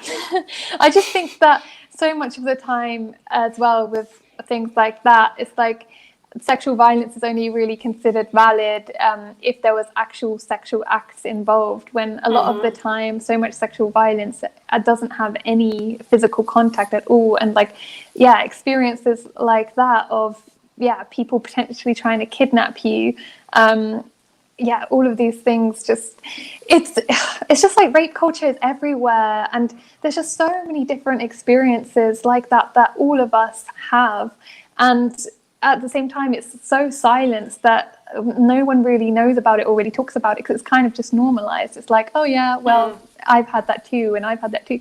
And I don't know if you've ever experienced this, but I feel like there's often this kind of egoic competition between people about their traumas, and I think it's probably just a result of the fact that we're all trying to get some semblance of validation for our experiences. So we kind of try to outdo each other with our traumas a lot of the time, like, oh, you've experienced that, but I've experienced this thing. And so like I was saying earlier, people trying to invalidate your thing to make them feel better about their experience. And I mean, I guess in some ways that's exactly what I was doing when I was trying to find other stories like my own. I guess I was trying to put my experiences, like find out where it slotted in on this like hierarchy of traumas, so that I could see, okay, this is like this level of trauma, so I'm allowed to feel this level of pain as a result, like as if it works like that. But yeah, I wonder, especially if you had a mom who kind of was very competitive with you about suffering, did you feel this desire to kind of compete with other people as a result? Yes. So much, yes. So I know we wanted to talk about therapy a bit. Yeah. Do you, like, so do you want to start or do you want me to start? Up to you. You can start. Well, I don't know how this is going to fit into what you have to say, but something that for me, a lot of like doing this research on these schemas helped me finally, I think, like fully click into place, the ways that I've been harmed by therapy, in the sense that I know, so I've talked about this in bits and pieces before, so I don't think this will be totally new, but you know, I started going to therapy a few years ago, like 4, 5 years ago, something like that. And one of the things that I specifically went to therapy for was to try to process a difficult relationship that I was in. And when I would try to talk about my discomfort, my concerns, the things that were bothering me, my therapist was so often telling me, like, I don't know, it was almost like she was always trying to get me to empathize with the other person and see the other side of things. And I remember it would make me feel really bad, but I didn't know I didn't know why it was making me feel so bad. Like it felt wrong, but then I was like, well, I don't, maybe she's right, because that's the narrative we get all the time too, right? Is that we're supposed to like understand where people are coming from and whatever. But then learning about this self-sacrifice schema, I think I can now clearly see that I was like, I am self-sacrificing with this person, but I'm getting to a place where I don't want to anymore. And I'm trying to talk to you about it. I'm trying to get you to like validate my feelings, validate my experience, maybe help guide me through a way to think about this so I can change this dynamic. And instead, she was reinforcing this self-sacrifice schema. She was telling me, like, for instance, I said, like, oh, I really feel like this person like steals my image a lot. Like they act like me. Sometimes they get the same haircut as me. Like there's just like a lot of really overt ways that they just feel like they're like taking over my persona. And she was like, well, it just sounds like this person doesn't have a good sense of self, and like you do, so like what's the harm? Like, why is it a big deal? Like, she was almost framing it like, why are you being so selfish, and why can't you just let this person, like be inspired by you? And I couldn't explain why it was bothering me so much. It just was. And I was hoping she would help me figure that out and like help me do something with it. And now I realized because I was picking up on some really disordered behavior, and that was the only thing I could cling to start to articulate it. Because all the trauma I'd experienced as a kid, like it was ringing a lot of those alarm bells, but a lot of stuff was so subtle. I'm like, I don't know how to articulate it, but I feel really unsafe and I feel really unhappy. But here's a few concrete things I can point to like at least start. And instead of like getting that, like, okay, well, it seems like this is concerning to you. Let's like talk about it, or let's dig further, or, whatever. I mean, even at one point I brought up my mom and I was like, this is kind of reminding me a lot of my mother. And she was like, I don't get into all those like childhood issue things. Like, it doesn't matter. We're just going to deal with the relationship now in the present day. And I was God. She But sounds terrible. I know, and I could talk for hours and hours about how I still feel really like I'm betraying her by talking about this, because there's so many ways in which I really liked her, and my understanding of like how badly she, like how much damage she actually did is still conflicting with like this idea of her that I have in my mind. Anyway, it's like, thanks for a whole new set of interpersonal issues, therapist. What was I saying? But yeah, anyway, she just, I think I was also susceptible because, you know, at that time I still hadn't fully, like, I'm obviously much more radical now and I understand things a lot better now. So I still was sort of buying into,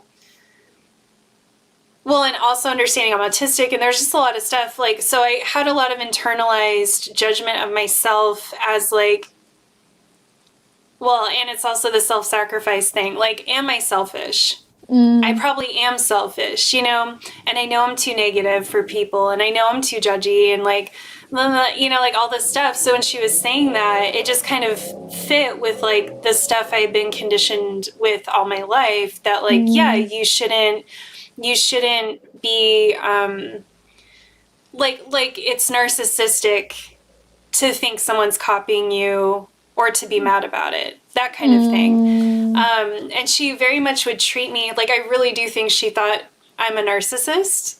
And so I always just felt very like weird about the reaction she was having to what I was saying. Cause I'm like, no, I'm coming from like a completely different place. But then I started to question myself because I had so much respect for her. You know, I'm like, fuck, am I a narcissist? Like, am I horrible for this? So yeah, it was, I'm trying to undo a lot of that damage now, having finally realized that a lot of what happened between us was just really not okay. Oh my God, anytime you tell me about your therapist, I'm just like... Did you see Mexi too is like, your therapist is the worst. Yeah. I can't believe it. Like every time you talk about it, it gets worse and worse. I mean, I've never been trained in any I'm still in denial. I've never been trained in any of this, but it's just basic common sense. Like, when someone is trying to express that they have some feelings about something, you're supposed to validate it. And I thought the premise of a lot of therapy was unconditional positive regard, like positively mirroring back to you what you're feeling and telling you that that is okay to feel that way and helping you to explore that. And then to say that the stuff with your mother is just invalid, because like, oh, she doesn't want to go into the past. Then what is the point? Like, if you can't even talk about the trauma of the past. Now I can clearly see the reason I brought up my mom is because I think this person has the same personality disorder as my mom, and that's what I was picking up on. And it's not to stigmatize personality disorders, but it's saying this is triggering something I've experienced before, and this dynamic is very unhealthy. And the fact that I've experienced it before is exactly why I'm self-sacrificing. It's exactly why I am afraid to change the dynamic, because I know from my experience with this that that is going to be really dangerous, right? In like a very loose sense of what dangerous means. But I've learned like it's not safe with this kind of person to have these sorts of boundaries or to say these sorts of things. And what I needed from her was for her to pull that out of me, because I didn't fully realize it at the time, and then help me to work on like, okay, how are we going to do this safely? What steps are you going to take? Or whatever, or even just to validate, like, yes, this sounds like you are experiencing something that is mirroring what you experienced as a kid, and that can be triggering. But no, it was just like, oh, like, we don't need to talk about your mom. It doesn't matter. And I was like, cool. Unbelievable, honestly. And you just feel so silly too. Like, I felt so silly then for bringing up my mom, you know? Like, you're like, because they're the professional, and you're like, oh, did I just do an annoying client thing? Like when you go to your doctor and you've like self-diagnosed yourself, and then they make you feel silly, you know? Mm-hmm. It felt like that kind of thing where this professional is making me feel ridiculous for the ways that I'm trying to, you know, work through something that is like popping up in my head. Mm-hmm. Mm-hmm. Yeah, and sometimes as well, I feel like the dynamics between a therapist and a client can end up kind of replicating some of that abuse and power dynamics of childhood. I remember reading that in some indigenous cultures, like the way that they advocate for doing therapy or healing work is this very non-hierarchical way of like group sessions of voicing experiences and validating each other, and it's like no one is above the other person or like the person that is the expert in these situations. And it was interesting to see how they were expressing how harmful a lot of these hierarchies can be, because like the person positions them as an expert over your life, and then you kind of accept a lot of what they say. And we're so hyper vigilant as people who have experienced abuse a lot of the time, so we pick up on the subtlest of cues of how they how they respond to us. So I don't know, you can tell like the slightest bit of annoyance in their face or the slightest bit of disagreement, or they're getting bored, and then I'm immediately like, oh, this is uninteresting, oh, I'm being ridiculous by saying this. And like, I don't know, I mean, I do think therapy can be incredibly helpful, but at the same time, I think a lot of the time it's a very liberal approach. It often has that very hyper positive kind of mode, like just trying to get you to be another cog in the machine, like back functioning in this society. And a lot of the time it doesn't. I just think it's sometimes frustrating that there's such a like psychological model to the way therapy is done, but there's very little understanding of patriarchy or white supremacy or other systems of oppression, because it's like there's only so far I can go with a therapist when they're trying to say, oh, the way you're feeling about your body is a result of this psychological thing. It's like, no, this is a result of the patriarchy. This is a result of capitalism, but they don't get it. And yeah. Yeah, it's wild to me that we that in a large way this person holds the power to validate or invalidate your feelings and your experiences, and your identity. You know, a lot of times like that's part of the anger that I'm processing, is never being identified as autistic, because I can remember specifically saying to her several times, like, I don't get people, I feel like a robot, like half the time, you know, and just all these things that are very stereotypically autistic. And there was even one time where I was speaking about this person, I was like, you know, they like broke down crying, and I just was kind of staring at them like, I don't know what they want from me. And she started laughing, and she's like, oh, I see the robot thing now. Like, and it's like, okay, so hello, do you not think that means, like, could we explore that a little bit? But that's why, too, I think she thought I was a narcissist, because she was mistaking my autism for a personality disorder, because she wasn't listening to me, right? Like, she wasn't really seeing or hearing me. And I was picking up on that. Like you said, like I was picking up on that. She thought there was something, again, I don't want to malign personality disorders, but I just knew she was miscategorizing me and misunderstanding me on like a very fundamental level. And I didn't know. I mean, I'm there to get answers from her. So she's giving me the wrong answers, and I'm just like, but I don't know what the right answer is. Like, I just know that you're kind of confirming for me that I come across to other people in this really wrong way, this way that isn't me. And that's a very classically autistic experience too, is that like no one understands me, right? Like I think I'm saying things in a certain way, and then other people are just hearing something completely different. And I don't know how to communicate any better, because in my head, I'm being very clear, you know? And Yeah. that's how I felt with her. Like, I'm being very clear with you and I'm saying things in a very blunt, clear way. And yet you are just having this completely different interpretation of everything that I'm telling you. Mm-hmm. Mm-hmm. Yeah, and then rather than helping you, it's just reinforcing all the negative things that you'd internalized your whole life anyway, of invalidating your experience, not trusting your own reality, people disbelieving you.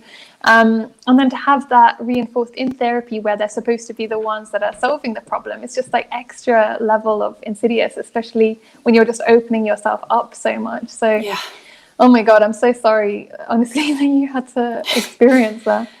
I mean, at least it gives me a really good perspective on things because I just feel so. It was funny because when I first realized I was autistic, I didn't know how much I would connect to like the autistic experience or like ableism from an autistic experience. But now I'm just like, holy shit! Like I vibe with it so much. Like I just see it everywhere, and I can just see now the ways that it actually did impact my life even before I knew.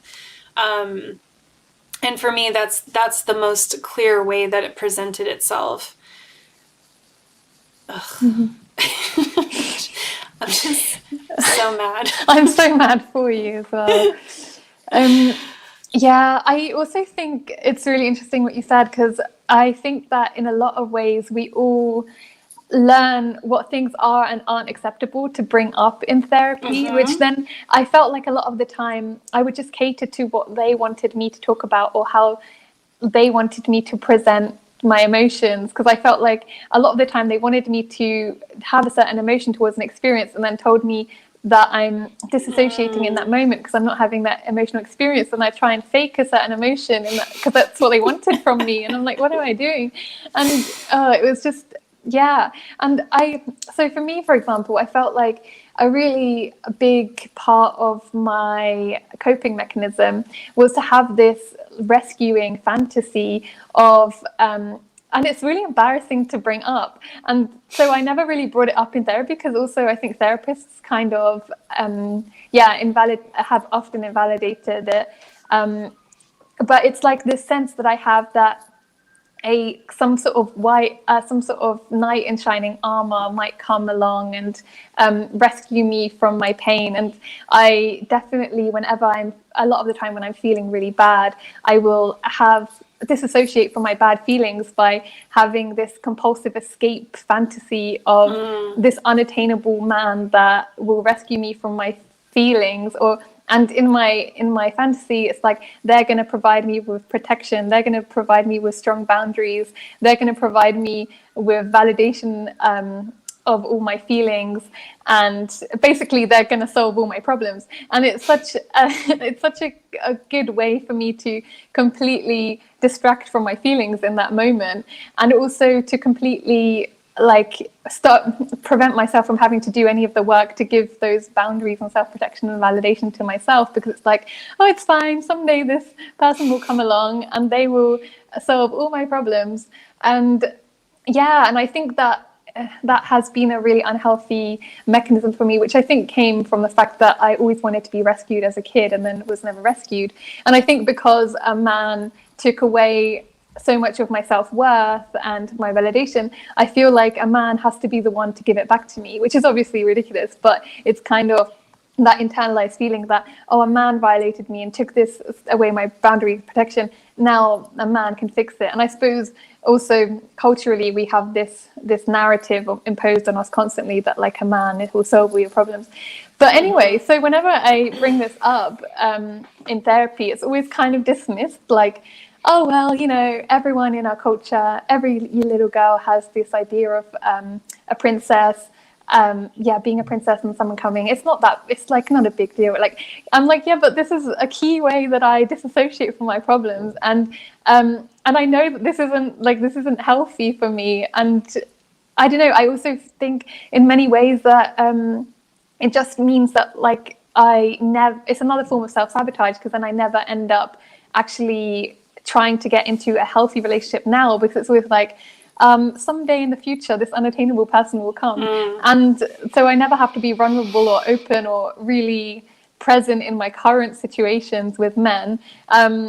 And yeah, and I don't know, to me it's like really a key thing, but I think all of us, or a lot of us to some extent, end up kind of just like picking the things to talk about in therapy that we think that they are going to want us to talk about, and that often aren't the things that we actually want to talk about. So yeah, I remember like keeping notes during my week to try to go in prepared to be like, oh, this is a good thing to talk about, because I would have so much anxiety about like what to bring up in the session.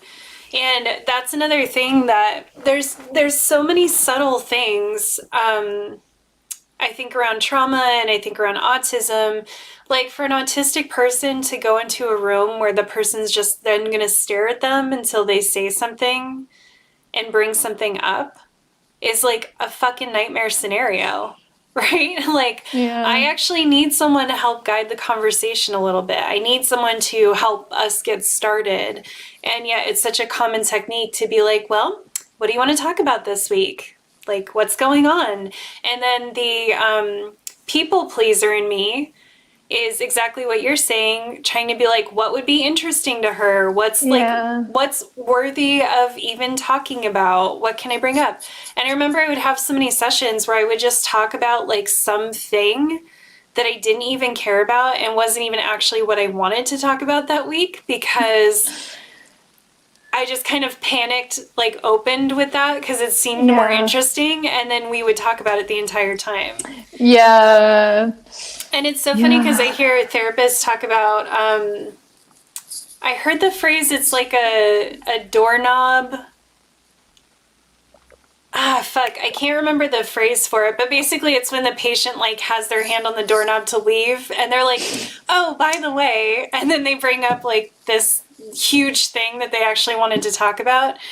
And it's like, you know, yeah, that's like a people thing, but it is also probably because of how therapy is structured, that you just, you need a while to warm up, and the other person's just kind of putting you on the spot. And so you don't feel like you can come right at the thing that you want to talk about. And you start feeling ready, because I would find that too. It would be like 30, 40 minutes into my session, and then I would feel kind of ready to talk about what I wanted to actually talk about, but then the session's over. Yeah, I've had that so many times as well. Yeah, it's difficult. And it just does, it's wild to me how much it does reinforce that people pleaser structure and that kind of performance structure. And I've definitely had the experience of being judged for not being in my emotions enough while I was talking about something. And it's like, but I'm just not, you know? It could be the autism, it could be unprocessed trauma, whatever it is. I'm just not in those feelings right now. So, like, please don't make me perform that for you. Yeah. It's all just so, it can get so toxic and insidious. And and I would always be feeling whilst I was talking to them that, oh, they probably have like 5 other clients that they're talking to who have way worse situations than me, so they're probably thinking what I'm talking about is ridiculous. And I feel, and then I was like, oh, I feel sorry for them that they have to listen to me. Let me see like how I can make this enjoyable for them by talking about something that they might enjoy, or asking them about themselves or something like. And then it just becomes another way, like you said, to do that fawning thing of making yourself interesting to someone else, or helpful to someone else, or like that they will like me, or which just becomes really toxic. And I think the whole trying to get emotion out of you thing I found really, really difficult as well, because I think that I have a lot of emotional flashbacks, and I don't know, I found the whole thing of emotional flashbacks such a helpful framework to understand so many of my experiences. It's like I will so for people who don't know what emotional flashbacks are, it's basically where like if you have unprocessed emotions, or if you disassociate from a lot of your emotions later in life, you basically a lot of the time feel those emotions to seemingly innocuous situations that don't have anything to do with the current experience you're having, but they're displaced from another thing that happened to you a while back. So for me, a lot of the time, I'll have like these small moments of embarrassment, and instead of just feeling a normal amount of that embarrassment, I'll suddenly have these deep pangs of guilt and shame and self-blame that are completely unprocessed from like the past. And yeah, for me, that understanding that has been so helpful, because we often think about everyone sort of knows that you can have visual flashbacks, but a lot of the time people don't think that you can have emotional flashbacks. Yeah, and so sometimes I'll have this kind of emotional flashback to to something completely ridiculous. But in the past, I'd been to this therapist who had basically been like, oh, well, this is just a small embarrassing thing. Why do this is like, yeah, completely invalidating the experience. Although in hindsight, I now realize that actually this was an emotional flashback, and but in my mind, I'm like again thinking, oh, I'm just being ridiculous. Other people have it worse. Why am I feeling this way? And like not understanding my experiences. So yeah, I can't remember where I was going with that, but yeah. I had never heard of that before. And it makes a lot of sense. And I think that's part of why one of the other issues I have with therapy is I think like everything's processed from a viewpoint of, I don't know, I guess like anxiety. So you bring up something like that and someone's like, oh, you're just anxious. So I need to help you rationally work through the fact that you're like having an outsized reaction to this because you're anxious, right? But like you're saying, like, no, this is actually tied to deeper trauma that I haven't processed yet. So yeah, I just think this standard approach to trying to get you to, because that's how I felt too. I felt like I know some of the emotions I'm experiencing aren't rational, or I know, and part of why I'm in therapy is because I feel like these are coming from some deeper place, but I have not yet been able to work that out myself. So I don't need you like rationally walking me through why this emotion doesn't make sense or isn't real. It's like I fucking know that, but like that's not even the point. I just wish more of the approach in therapy was like standard therapy was that these things are instructive, right? All of these things that are coming up are telling us things. They are not necessarily stuff we need to do anything with right now. They're data points. They're right pieces to a big puzzle. Like they're just things that we can take in. We can validate them. Like regardless if my emotions are valid or not, they're real. Or logical or not, they're real.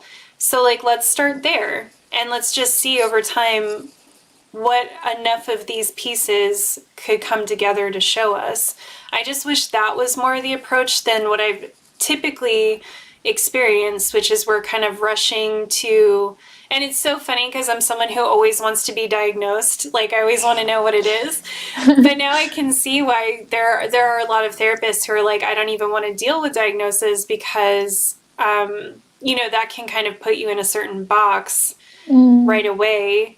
Although, at the same time, I'm pissed I wasn't diagnosed, but that's a whole different story. But yeah, I just think there's a lot of rushing to, and you and I are very sensitive to this, to the therapist kind of like thinking they have a read on you. And then everything you say is in that framework.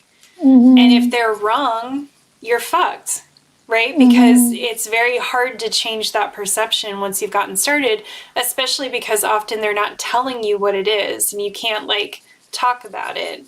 And if it's something like narcissism, they're probably not going to believe anything you say, even if you did talk about it.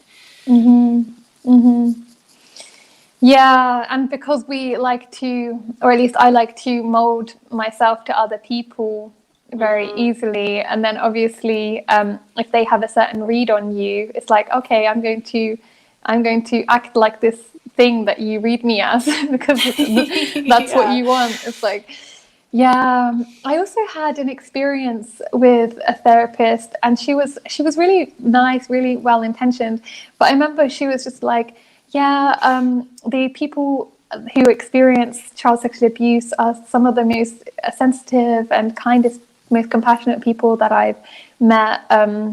Because she was a therapist just for child sexual abuse victims, and I know she was well intentioned in saying that, but to me, that kind of was just another way to sort of romanticize the suffering of like, oh, well, but you are so compassionate and kind and sensitive now, when a lot of the time, actually, I think a lot of this type of trauma leads to narcissism. Well, not narcissism is like necessarily a terrible thing, but leads to a lot of negative coping mechanisms, and leads people to then violate other people as a result and be violent to other people. And I also think it was kind of like, well, yeah, a lot of us might be compassionate and sensitive and kind, but that might just be a fawning response. That might just be like a coping mechanism. And I don't know, it's the same as that another therapist that was like, that she was the one I mentioned earlier, who was like, oh yeah, you were a victim, but now you're a survivor now that you've gone to the court. And it's like, again, just like replicating these terrible stereotypes of like what it is to be a victim, and then we feel re-victimized because of like, oh, we have to fit into this mold of what it is to be a victim. Sorry about the sirens. It's okay. I'll let you speak. I'm gonna put the mic on. I'm so lucky because there's sirens all the time here too, but they're a bit further away, so they don't pick up on the mic usually as much. Yes, so I'm trying to think of like where I want to go with that next. But yeah, I think that when you were talking, like, that's what's so wild to me about this dynamic is that often their observations and the way they categorize people is like, but that's like a trauma response. Like her saying, like, so many survivors are really sweet and compassionate, and it's like, well, that's just people, right? Generally, like you said, there's probably as many people who are not that way as are that way. But also, like, that can fall into a trauma response, that can fall into fawning, that can fall into people pleasing and all these other things. So like, then I immediately am like, how are you helping these people? Do you know what I mean? Like, are you even fully seeing them? Are you seeing that someone who's really, really sweet might actually need to get a little mean, right? Someone who's really nice might need to get a little not nice. Like, that might actually be part of their trauma, is that they're so nice. Yeah, absolutely. Yeah. Yeah. And the same therapist that was saying the whole strong survivor thing was also just, I don't know, I only went to her for one session, but she just caused so much damage in that one session. And she also was telling me that I should just completely cut out the ex-wife of the pedophile out of my life, and that she was just traumatizing me. And I was like, I've only spoken for a few minutes, and now you're like projecting that I need to like cut this person out of my life. I don't feel like you have enough information to say this. And then it just infantilizes me again, puts me in this like childlike state of having to bow to this authoritarian person in front of me. And I don't know, it just ended up replicating that same dynamic of, okay, I've got to agree, I've got to just like, yeah, make myself small whilst they're in this big position. And then she started bragging about how she had a sense for predators, like she could sense when there was a predator around and stuff. And I was like, I don't know. Yeah, it was really weird. Yeah, and I've hated having that dynamic with therapists where they get this really strong opinion about something in my life, because then, you know, every time you go back in, it's going to come up. And I don't know if you're this way, but that gives me so much anxiety. Like, it takes me a really long time to do stuff. Like, if I need to break up with someone, it took me like 5 years to break up with someone once. Like, it takes me a really long time to do things. And then when I feel like I have a person who's judging me for not doing a thing, it gives me so much anxiety. And I've had therapists do that as well, where they're like, oh, you need to cut this person out of your life, or you need to tell your boss this, or you need to do whatever. And then usually that's when I end up eventually dropping out of therapy with that person, because every single week I feel like I'm letting that person down by not doing this thing in my own life, which is just an absolutely inappropriate dynamic to have with a healthcare professional. Oh my God. They've actually said to you, like, oh, you need to break up with someone and stuff like it's just, some therapists are really unprofessional. They're really bad, yeah. It's like most people, even with their friends, kind of have an understanding that we need to allow them to get there themselves. Like, it doesn't help, but if you're, it depends on the situation, obviously, but most of the time it doesn't help to like project onto them what they should do, because then they're just not going to come back to you to talk to you about the situation again. Right. So. Yeah. Now I'm just going to drop out of therapy. So thanks. Yeah. I also hate when they have really strong opinions in general, because it may be something like, yeah, you might be right. This person might be trash and I need to like whatever, but I need to get there on my own. And so that means I might need to talk about it for a little while. And I hate when you bring up something for the first time and someone just has this strong response and you're like, oh, well, now I feel like I can't talk to you about this anymore. Yeah. But I'm still experiencing it, you know?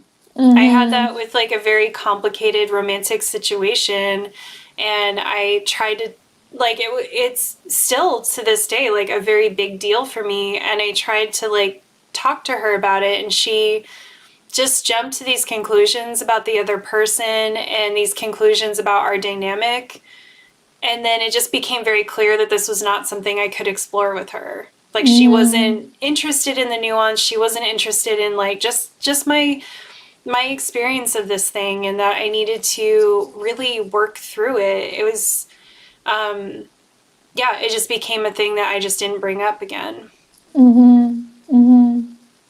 That didn't help me. Yeah, not at all.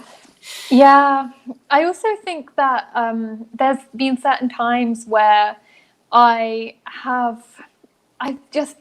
a lot of my response to trauma was this flight mode of completely being the super productive, perfect student, trying to be the best sister, the best friend, the best everything, just as a way to feel like I had some worth in life.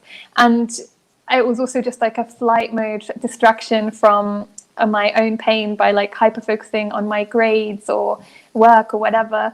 And when I would like bring a lot of this stuff up in therapy, it would kind of be invalidated, because it was like, well, these are good things, you know, you're a good member of society, you're a hard worker, and you're a you are like, yeah, you're I don't know, I guess, yeah, because it's like I said, trying to get you to be another cog in the machine. And I'm not saying that those things are inherently bad, but when I'm bringing them up to try and express how I'm using these things as a distraction, as a flight mode from my underlying feelings, I don't need them to then express, oh no, that's totally fine, like, carry on. It's like, I don't know, it's just, I think that it's really insidious that so many forms of coping mechanisms that are beneficial to our capitalist system are celebrated. Like, alcoholism is pathologized, but workaholism is valorized. And, you know, this hustle culture, this excessive need for self-improvement. I definitely had an excessive need for self-improvement. I think so many of these things are just a manifestation of trauma, but it's like, oh, you're great, you're trying to get the best possible body or whatever, and that's a great thing to do because that's what we celebrate in our culture. And it's like, well, I think there might be some things to unpack there about control and distraction, and I don't know. Yeah. Yeah, I've experienced that, and I've also experienced kind of the opposite where my therapist is like, you need to stop doing so much, but I'm just like, well, I'm trying to survive, and I feel like they're not getting it, you know? But I've had that experience as well because I similarly am always trying to like be the best, and like I'm always trying to be perceived as not lazy, and I'm always trying to be a really good person. And I've had a lot of reinforcement of like, these are good things to do though. These are, and it's like, well, yeah, but I'm someone who like probably needs to slow down if anything, and I'm someone who needs to be able to find their value outside of that. And so to just reinforce it is not going to help me with any of that. Well, my love, we've been going for 2 hours. Do you have any last things you want to make sure to get in here before we go to the after party? I guess that just the one thing I wanted to mention, which goes back to everything that we were saying about the subtleties of abuse. I think even as I'm talking about my whole family dynamic, there is still a big part of me that's like, oh, I'm being ridiculous. I can't believe I'm talking about this on air. Like, not that they're never going to see this, but there's kind of a sense that like, oh, this isn't valid. And I think a big problem for me is that I had never really expressed to my family the kind of damage they had done or expressed my feelings in general. And then that makes it really difficult because then you're like, oh, well, what I'm saying isn't valid because like, well, if I really wanted to change it, maybe I should talk to them and change, and that would help and blah, blah. And I think it's all that kind of personal responsibility narrative of like, you've got to be the one to like pull yourself up and do something about the situation. Otherwise you can't complain about it. But I think it makes it really difficult to constantly have this internalized voice that, oh, but it wasn't that bad and stuff like that. And I think a lot of the time, it's also just like the whole trauma dynamic makes it so I'm just deeply afraid to bring up any of this stuff to my family, even if that fear is irrational. I feel like there's, to some extent, I'm like, well, how might I be punished by this? I don't know the ramifications of if I bring a lot of this stuff up to them, and then but then it makes it really difficult because there's still a big part of me that's like, oh, maybe if I tried, then that would change things. But it's kind of goes back to what you were saying earlier about how insidious emotional abuse can be, because I think that when you don't have that base of feeling loved or feeling really cared about, then anything is possible in that, like within that realm, I guess. Because I guess if you have a family who like really love and care about you but occasionally are like not great to you, you always have that like safety net of like, okay, but they care and love me, so they're not going to abandon me or do this or that. But I just never got that sense from my mum at all. So so then there's always that kind of fear, constant fear of rejection, constant fear of retaliation and stuff.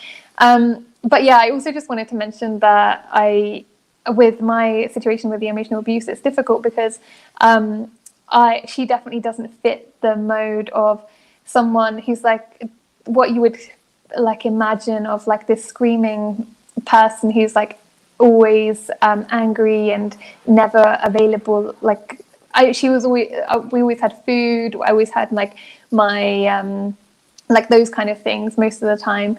But it was just purely the emotional, and it looked from the outside looking in, it looked like quite a calm house. There wasn't very much like shouting and screaming going on or any of the traditional things. So I don't know, I just wanted to like re-emphasize that even though I'm talking about a lot of this stuff, I'm still like deeply trying to work through it even as we're talking about it. And also just that emotional abuse and any kind of abuse can look so different for so many different people. And well, I appreciate you talking to us about it. And I get a lot out of these conversations as well. I feel like I'm always kind of stumbling into a new thought or a new perspective on this stuff. I think it's like social therapy, right? Like we're holding space for each other and for everyone here. The one last thing I had in the notes that I thought was very interesting and kind of a lighter note to leave off on is the how trauma might affect your love and apology languages. This came up in our thread the other day where we were chatting. So if you've heard of, there's 5 love languages, which is like how you perceive love. So it's like, do you want to receive gifts? Do you want to receive like words of affirmation? Do you need physical affection? And then I didn't realize this, but there's also apology languages. So it's like if someone wrongs you, how, like, what do they need to say or how do they need to approach it to make it better for you? So we were all going through this like apology test, and I can't remember if it was you or Maureen. Someone brought up that like, oh, I wonder, like it feels like trauma would affect like what you need and also what you would give someone. And I was like, that is brilliant.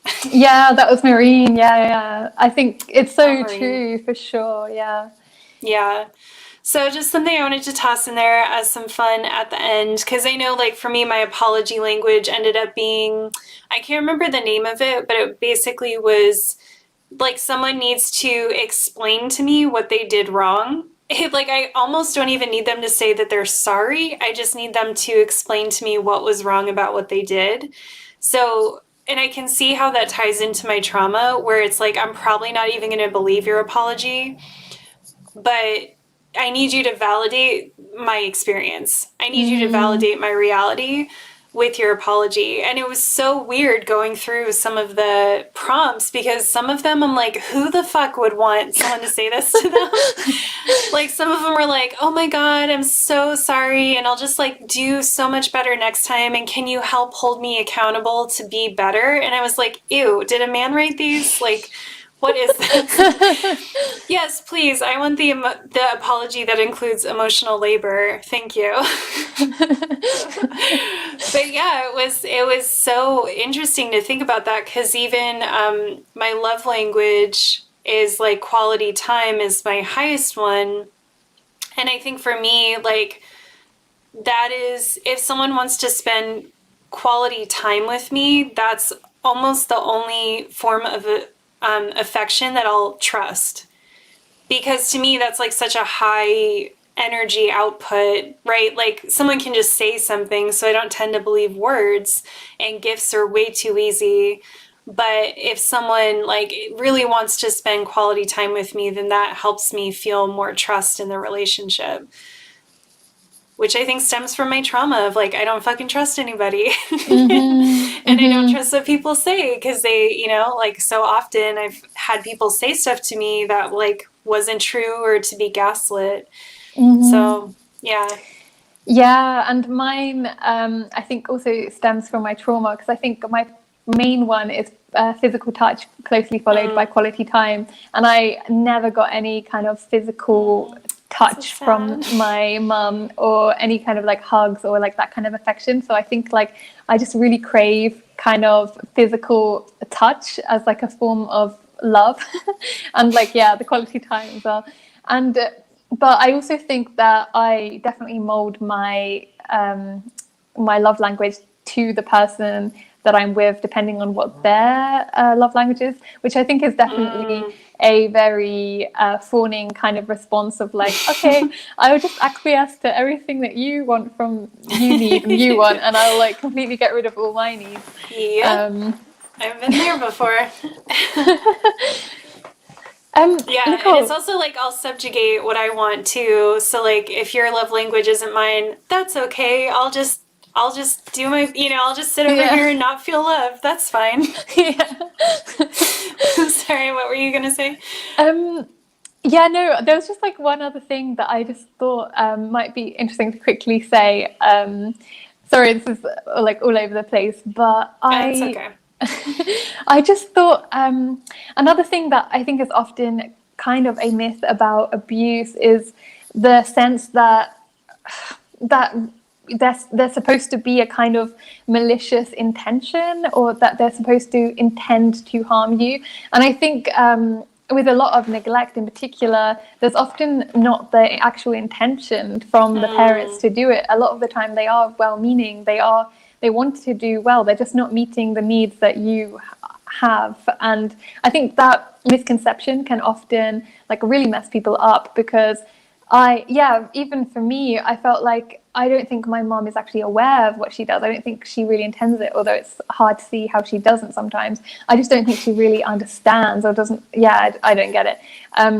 But I don't think there's an intention there. But then every time, I think it's that way of like intellectualizing the problem, trying to rationalize it in my mind, or have empathy for the person who's harming you. It's like, oh, well, they don't intend it, or they're doing this because they experience harm. And then as soon as you start rationalizing and intellectualizing it, then you don't really feel the real feelings of what is happening in that moment, or you don't hold space for yourself because you're like trying to put yourself in the mind of the person harming you. So I don't know. I think that I don't know the exact definition or the correct definition of abuse, but I definitely think that framing it in terms of what is their intention can be harmful sometimes.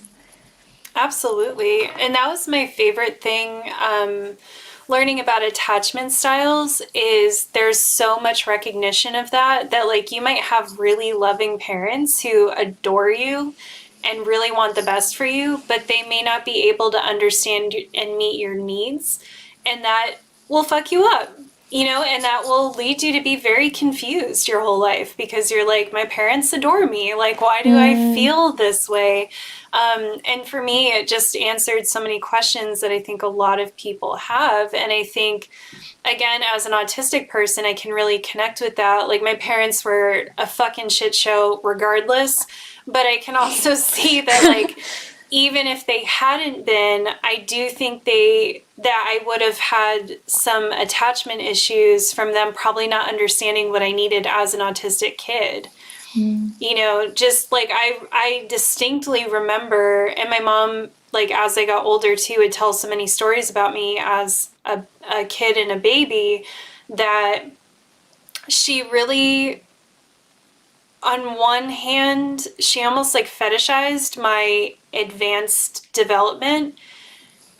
But on the other hand, also let me know that it was like creepy and foreign and very alien to her. And she would say that, like, you used to creep me out a lot as a kid.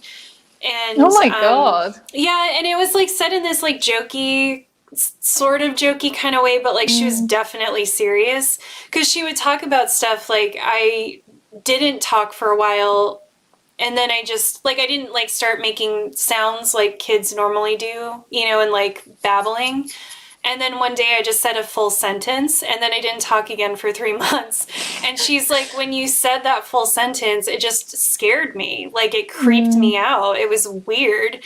And, it's like, I don't blame her for feeling that way. That probably would be creepy. But, like, first of all, I don't need to know that. And second of all, those are the kind of things that I think you pick up on as a kid, where you start to get this sense that there's something about me that is making my parent uneasy, and I don't know what it is, but I can understand that my parent doesn't fully get me, and they can't give me what I need because of that. And that can cause a lot of trauma, even with the most well-meaning parents. And, for me too, that's really helpful, because my mom was in a lot of ways a very loving, caring parent. I'm still processing how much of that was like kind of a facade and how much wasn't. But, it took me a really long time to be able to process that my mom had harmed me, because my mom had always seemed so genuinely like loving my whole life. And my dad was the obvious monster. My dad was the one who did intend harm to us. Like, he's a bad person. So yeah, it didn't even occur to me till I was deep into my 20s that I had trauma around my mother, because you just have this narrative that like it's only the abuse is only like this very malicious, intentional thing, and it's like, no, it can take all kinds of faces, and it can come from people who actually genuinely mean well for you. Mm-hmm. Yeah, absolutely. And I think that's such an important point about the fact that you didn't understand the abuse from your mum, because I think that's such a common experience. I've definitely only recently, been processing a lot of the ways in which I've been harmed by my dad, because, he was always like the good one out of the two. But then realizing how much he enabled her behavior and like how much damage he also did, because I guess part of us just wants to cling on to the hope that there is one parent that is good, like really does that isn't harmful to us as a coping mechanism. And then it's harder, and sometimes they like to paint themselves as the good person, as like they want to be seen as the the more like parent or whatever, and then they perpetuate that as well. But I just 100% agree with all that you said. And I know, I feel like I want you to talk about your dad more, but I feel like I'm always like, I don't know if she's ready yet. So I try not to I'm always like wanting to kind of like ask you some questions, because I just feel like stuff with your dad is so similar to stuff with my mom. They're very different in a lot of ways, but that was, I don't know, just some of the questions I hear you asking are questions that started to occur to me when I started to realize like, oh, I have there's a lot of pain here that I haven't actually realized yet, or identified yet. Yeah. Yeah. But it is hard because you do need to feel like you have one to look up to and to feel safe with. It makes sense. Yeah. And that goes back to the fact that there isn't that neat hierarchy of the level of the harm they do correlating with the impact on you, because in some ways the good parent, quote unquote, being the trauma they cause is harder because you trusted them more, you loved them more, I guess, and you kind of and then to realize that even that one hurt you, I don't know, for me that has been a lot harder to deal with than the actual one that was bad. It's been harder for me too. I feel like I really don't honestly have much trauma from my dad anymore. That at least isn't processed, I feel in a lot of ways his stuff was just so much easier to process, because to me it's very straightforward. Like he is a bad person who didn't want kids and for some reason had 5 of them with 2 different women and has abandoned them all. And he's just an asshole. He's just a bad guy. And there's, I can empathize, like he's not that 2-dimensional to me. I do know enough about his life that I can have sympathy for him and understand things may have been hard for him in certain ways, but to me, somehow that was just so much easier. And I feel like I'm still daily uncovering so much hurt and pain and confusion and trauma from my mother. And I feel a lot of guilt about it too, because my mother is so unwell and always has been. And she had a childhood that I don't know how she survived it. So I think that was a big part of it for me my whole life too, because I remember always saying that to her, you've been through so much, it's amazing you're even here. And I just kind of gave her this huge pass because of that. And so it makes me feel like a bad person to be mad at her, and it makes me feel like a really bad person that I'm more mad at her than I'm mad at my dad. Because I'm also is there some internalized misogyny at work here? What's going on? But I do think a big part of it is just that my dad to me was whatever, you're a fucking asshole. I'm just trying to get away from you. I just kind of don't care beyond that. But with my mom, it was just so much more complicated. And I had such a deep love and loyalty for her. And then, there's so much that happened that challenged that until finally I had to take a step back and realize that there was a lot of dysfunction there that I just didn't see and couldn't see as a kid, but that really affected me. Yeah. Fun stuff. So that was just a light little episode for everyone. By the way, sorry, if I sometimes I just laugh, and I think laughing and smiling has always been my coping mechanism. Of like, so I'm not actually laughing at the situation. I You're can't in help good it. company. I know you said so many things where I kind of like giggled and I'm like, that was so inappropriate. No, I love it. I love it. I know, I I do too. appreciate when people do that. We get each other. So I have a couple closing things, but I wanted to leave us off with a Simone Weil quote. I think I'm saying her name right. Pain and suffering are kind of currency passed hand to hand until they reach someone who receives them but does not pass them on.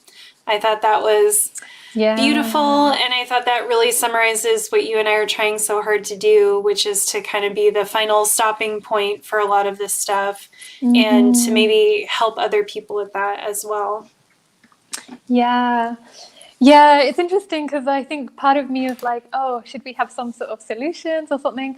But really, that's kind of falling into that toxic model we talked about again. But also, I think just the talking about it and voicing our feelings and having hopefully for people who are listening, having some of your own feelings validated. I feel like that's like, yeah, that is, for me at least, that is the processing, that is the healing Yeah. that I need. I don't need any like bullet point solutions necessarily. So Yeah. yeah. Yeah, and I always have that impulse too, like, oh, are people going to be mad that um, there isn't a solution at the end of this? But I think it's kind of radical to just be like, no, I just want to talk about my experience in the world, and that's Mm, it.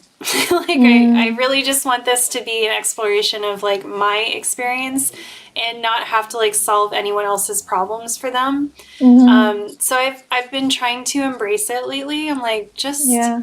just talk about the stuff. And I agree with you. I think the talking is a big part of the solving. I think it is a big part of the healing from that, and especially learning that you're not alone and that these things are very normal. I think in and of itself is very healing. Mm-hmm. So, thank you so much to my co-host today, Kathrin. This was, again, a big episode in the making, and it was wonderful. We just wanted to come on and have a very casual conversation about these really intense things. So follow Kathrin on YouTube if you're somehow not already, and please, for the love of God, all of my children, don't let me find out that you didn't watch her prison abolition video. I'll be very disappointed in you. How's that for some parental trauma? But seriously though, the video is like, if you enjoyed today's conversation, that video is just like times 10. It's just so good. So please watch it, share it. Oh, thank you. Yes, absolutely. The next live stream is on March 21st at the same time, 12 p.m. Pacific time. And we're going to do another sex stream. So it's going to be me, Kathrin, and Professor Flowers to talk about their Christian upbringings and how that affected them around sex and sexuality and rape culture and self-worth. And I'm going to bring my little atheist ass to host the conversation and butt in where I feel necessary. So that'll be really fun. So I hope to see you all there for that. And then, if you liked it today and you're somehow someone who hasn't already, like, share, subscribe, get the word out there.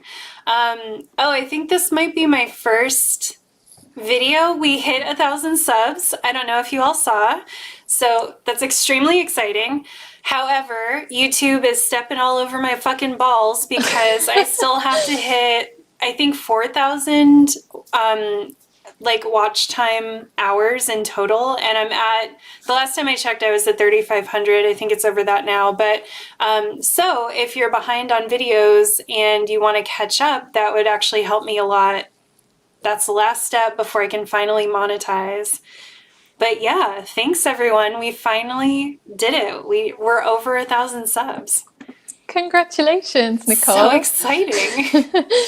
That is amazing. Yeah. Yeah. I think it is hardest. Okay. I think it is the hardest part to get to 1,000. I think everyone says that as you continue, it gets easier and easier. it's kind of a snowball effect, I guess.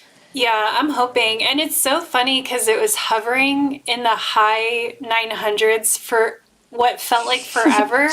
Yeah. And then it just went way over, way over. But it just all of a sudden it went over, and there are a couple of reasons for that, but it just was really cool to already feel like it's getting easier to get more people. And I think a lot of these streams are helping. I feel like we kind of found the flow of, what to talk about, and it's just been really fun. So I'm excited. I'm excited for the future of Pink Spots. All right, kiddos, I'm going to play the outro music, and Kathrin and I are going to have a little break, and then we'll be back in 3 minutes for the after party.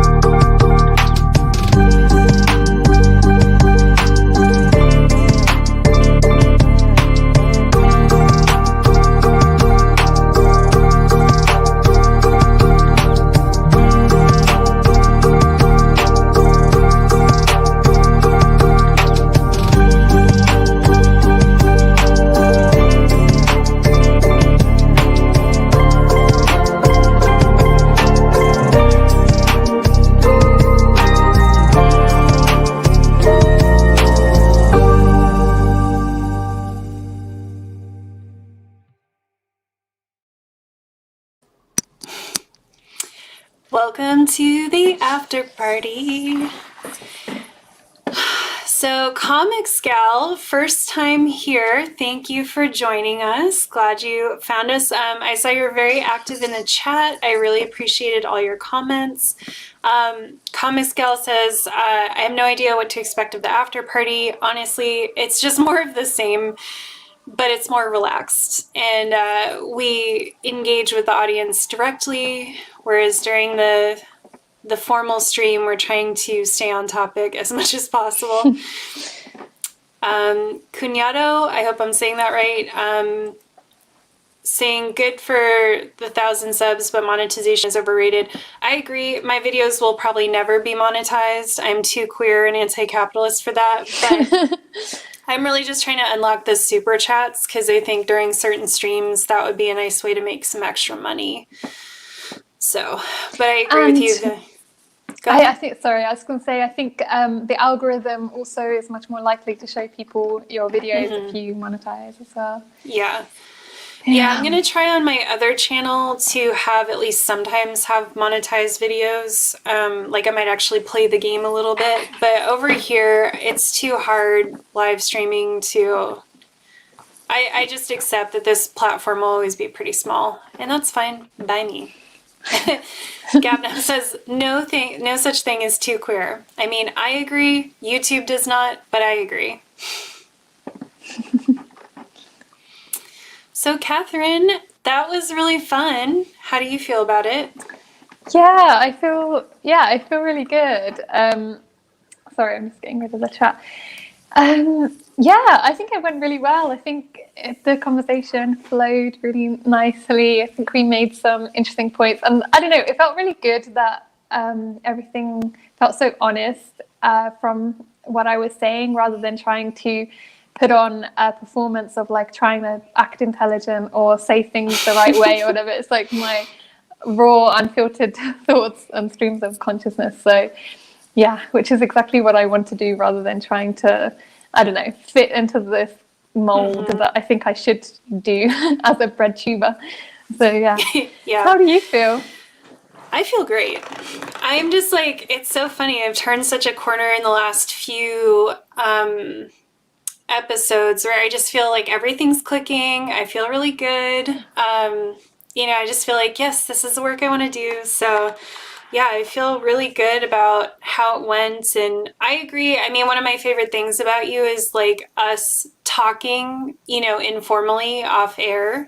And I just wanted you to feel safe and comfortable to kind of bring that here. Because I love listening to you just talk like stream of consciousness about stuff.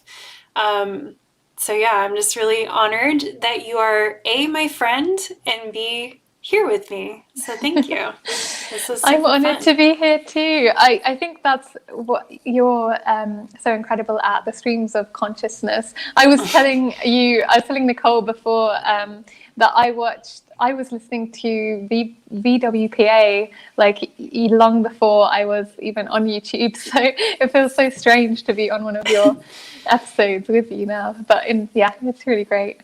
I feel honored. It's really cool. I get such imposter syndrome when you guys say stuff like that. I'm like, no, you guys, because to me, you all like have such bigger platforms than me that I feel like the little like baby of the group. But then it's so funny like that I've been doing stuff for so long that it's like, yeah, interesting. That's so funny to me, because I feel like I'm the baby, because I think I'm the youngest, and I think I'm the one that started the latest on YouTube as well. So I feel like I'm the one. Yeah, I have a lot of imposter syndrome as well. Maybe this is trauma. This is probably a result of a child abuse. What do you know? I feel imposter syndrome kind of constantly. Yeah. Well, maybe we can all be the babies, and then we can just be forever young together. Yeah. Just feeling like we don't know what the fuck we're doing. Yes. Well, thank you, Javi. Javi says subscriber numbers aren't indicative of anything. Y'all are awesome. Hey, Javi. Javi is awesome. Love and Javi. Said you're an absolute titan, Kathrin, which I agree. Javi's just the best. Javi did the music for my video, Prison Abolition. Shout out to Javi. Oh, nice. Go and check out his music if you can. Yeah. Oh, that's awesome. I want to do that at some point with my videos. I would love to get like custom music and actually work with people. Yeah, I would recommend Javi. Gabnep asks, does the media channel exist already? It does exist. It just doesn't have anything on it. Let me, I can get the link. So, sorry, Kathrin, this is boring for you, I guess, but why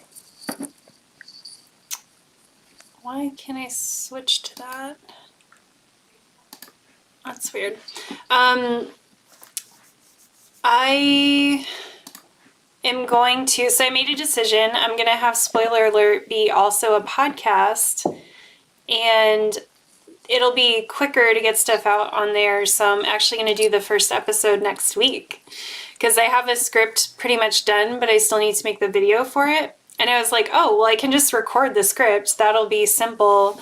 So I'm going to launch that this week, and I'm very excited. It's about promising young women finally doing it.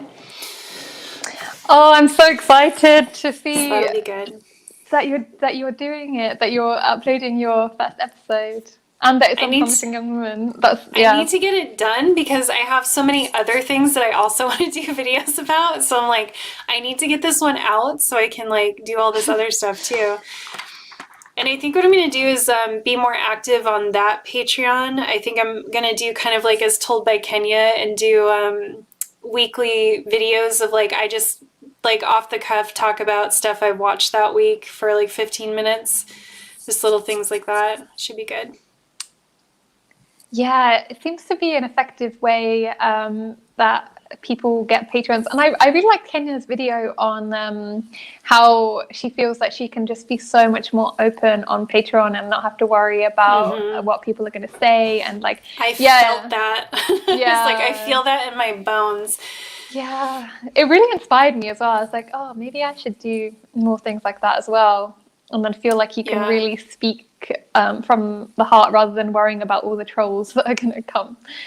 Yes. Yeah, because my Discord has been so quiet. It's like no one is in there. No one's doing anything in there. There's a few people, but it's just really, really quiet. And so I was starting to get nervous about my desire to kind of get off social media and not have social media be the main way that I interact with people. So then, watching her video talking about that, I was like, oh, like, yeah, that makes sense that it would feel so much safer and be a good place to just connect and communicate with people.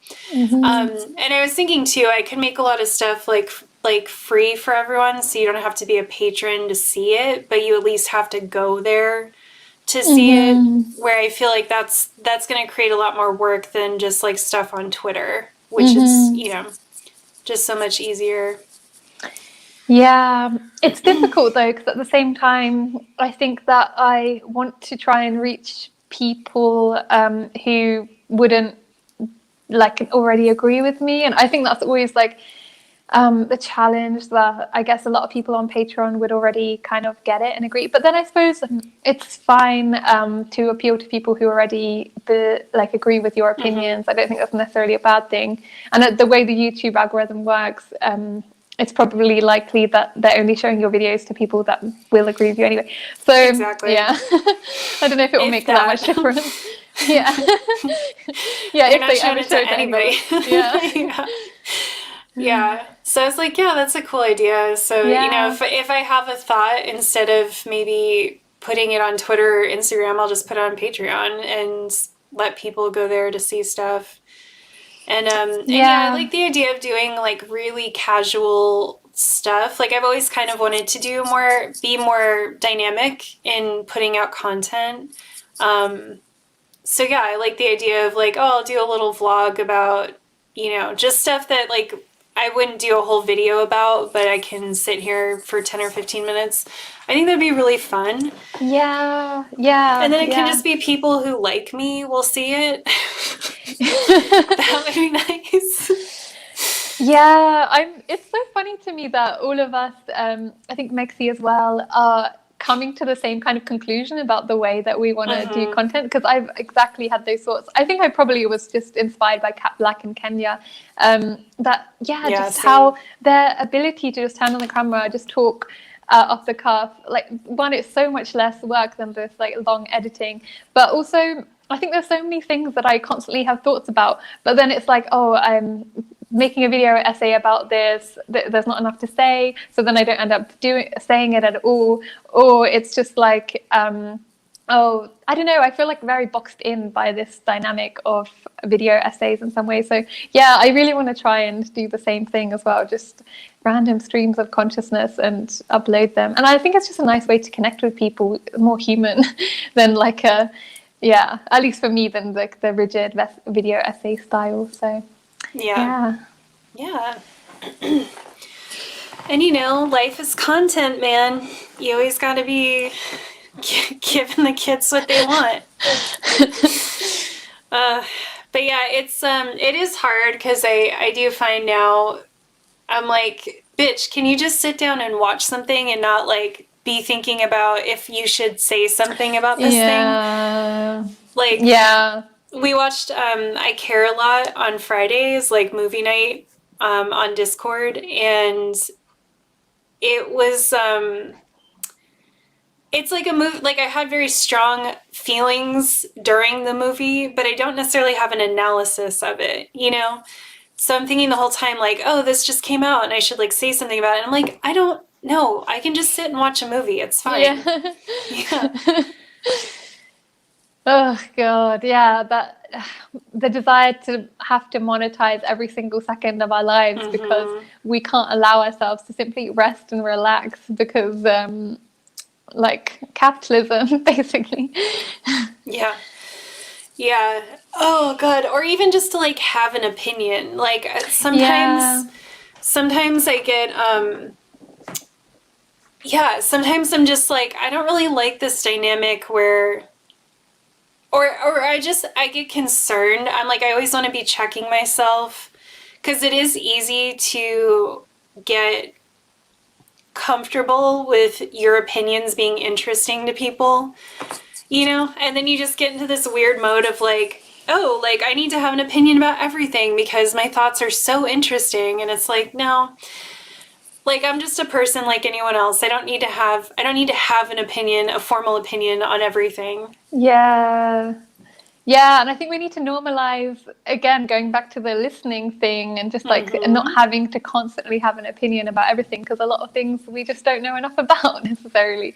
Or yeah, we could just like, yeah, just enjoy it without having to like think about what this necessarily means. Yeah. Yeah. Danny asked if you all can do anything to encourage more activity on Discord. I just think people like aren't into it. I don't know. And I also think maybe people don't have it like installed on their phone or have notifications on. So it just seems like people don't want to be on Discord, which is fine. I don't want to force anyone to be. I just feel like the BSS one was much more active.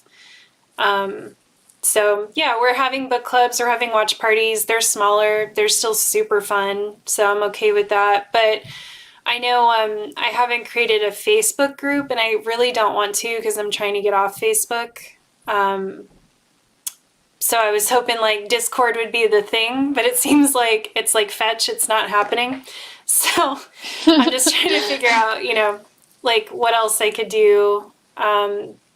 Because I don't even know if these people would want to be on Facebook, but I know for a lot of people, Facebook is still much more accessible. So I know that for Harriet, there's a kind of Instagram live streams and like interaction with audience and stuff like that. Maybe, and yeah, she's often on. Yeah, she posts a lot of videos and stuff on Patreon.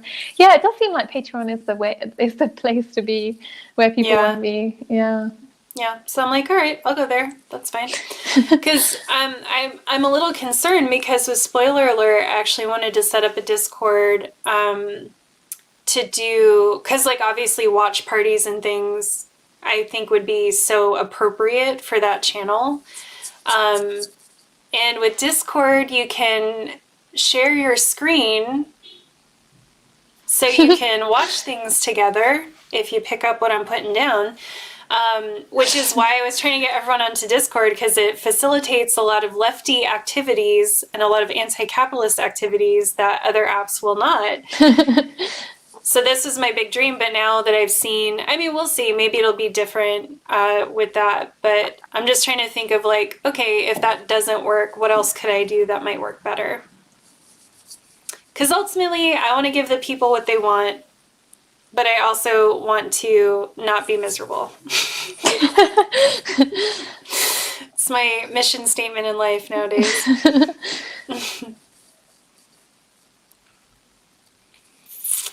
And yeah, Javi, the Discord app can be really annoying. I am on more Discords than I care to be right now.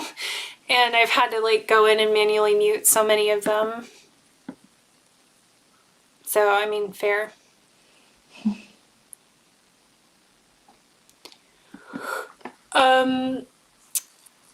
Have you heard about the Sia music controversy?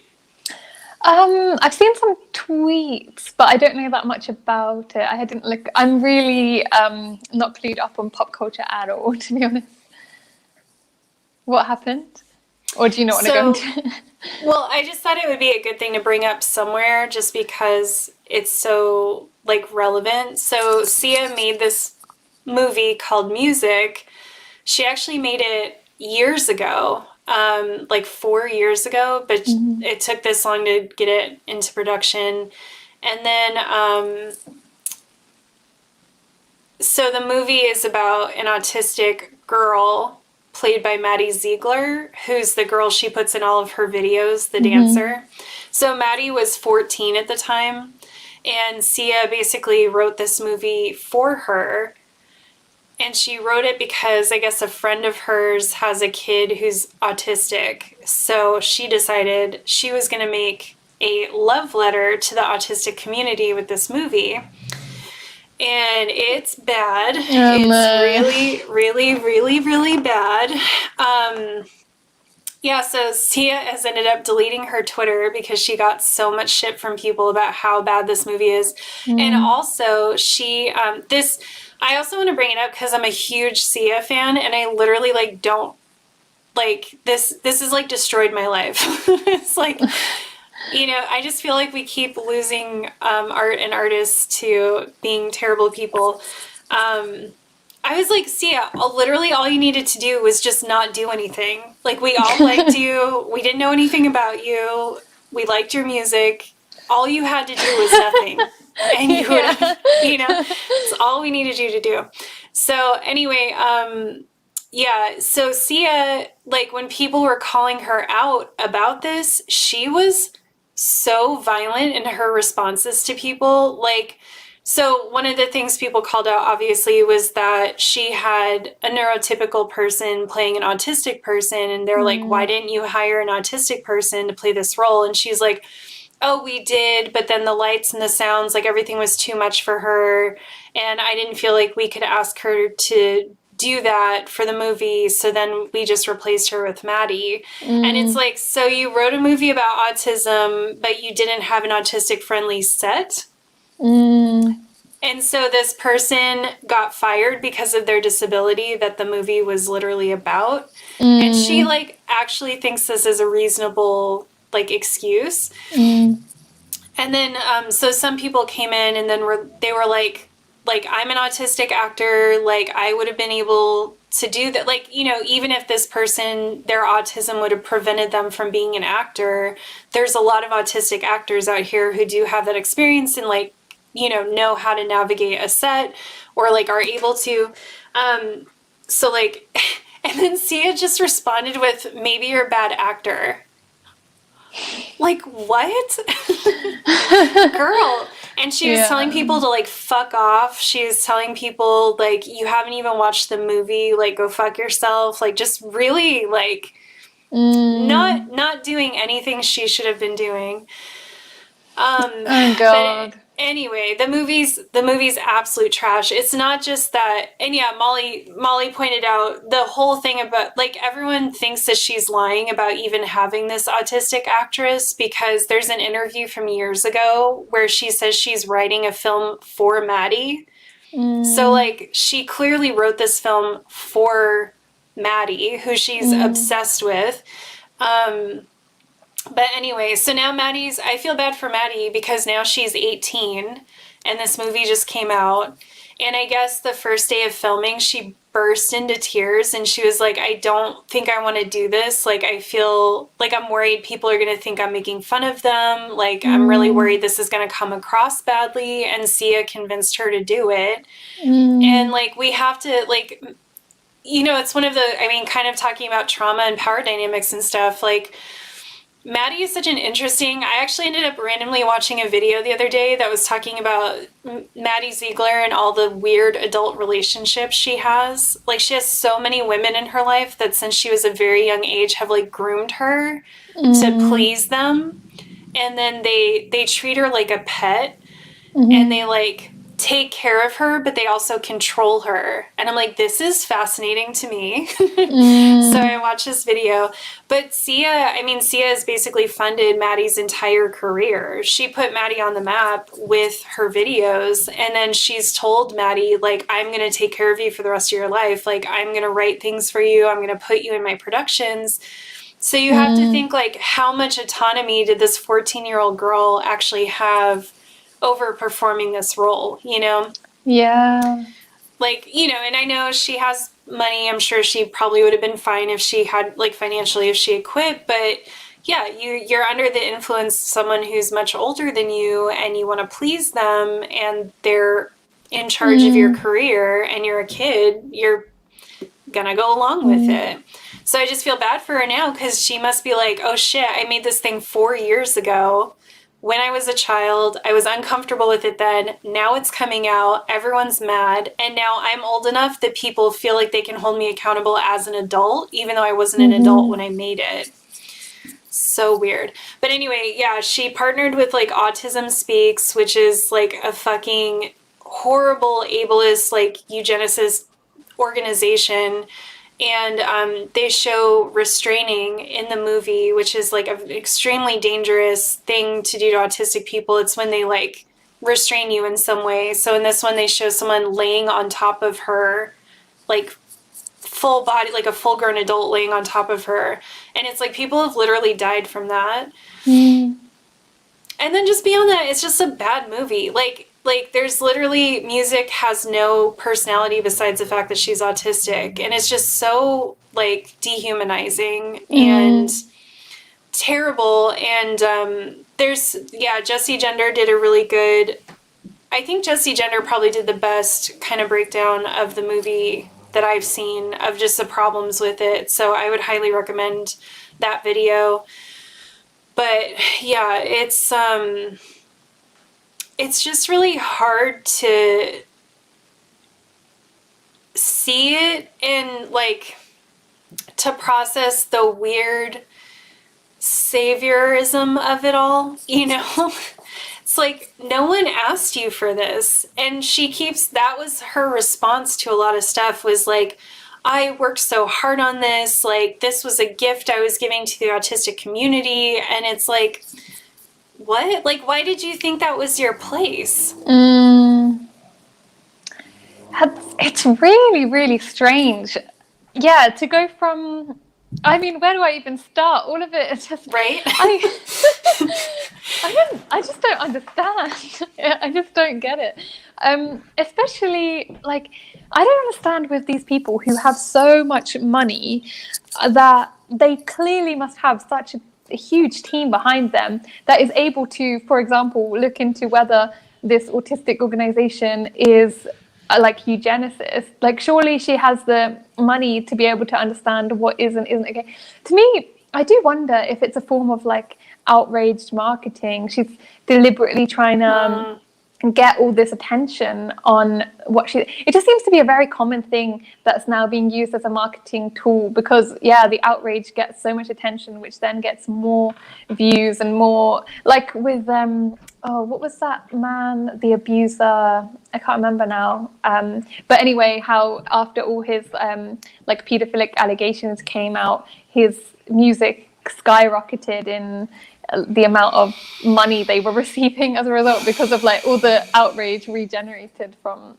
all the outrage generated so much more clicks on, and then so much more purchases and stuff. But anyway, so I don't know, maybe she's trying to do something like that, but then it's possible. It's possible. It was really interesting watching this other video because,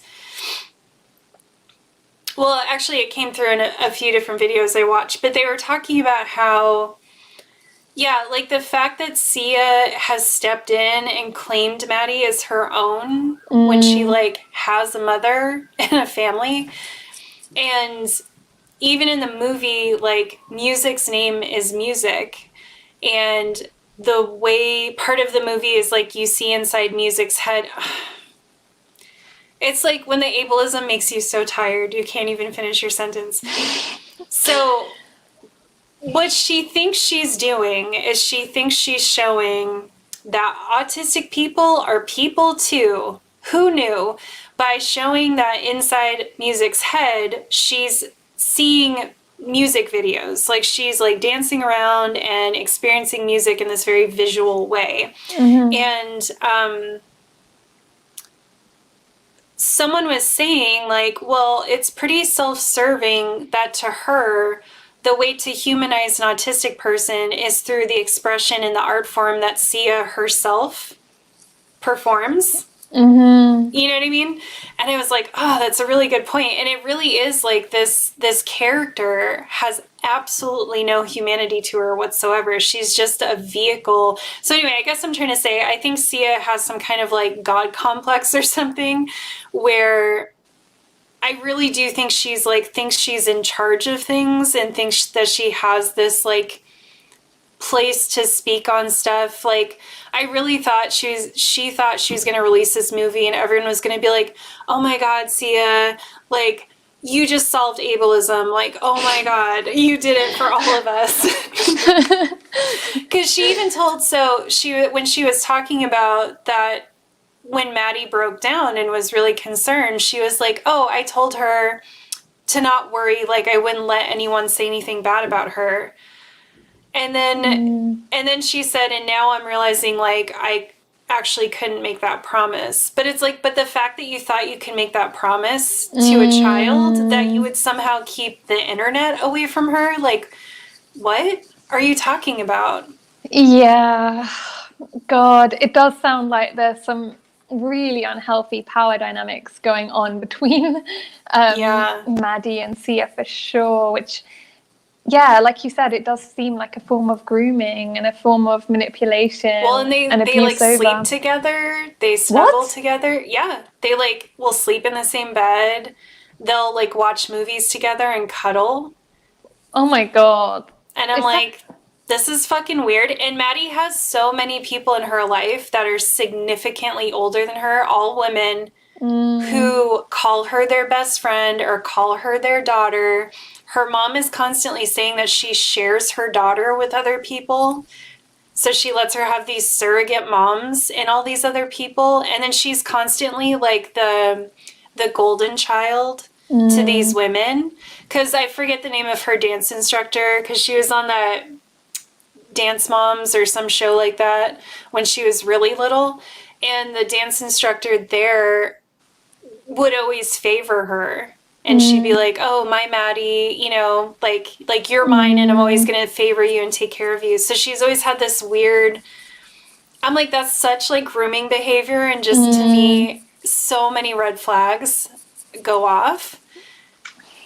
And like, yeah, for Sia literally got in touch with Maddie because she watched that show and thought that Maddie was being mistreated and she wanted to step in and like help her.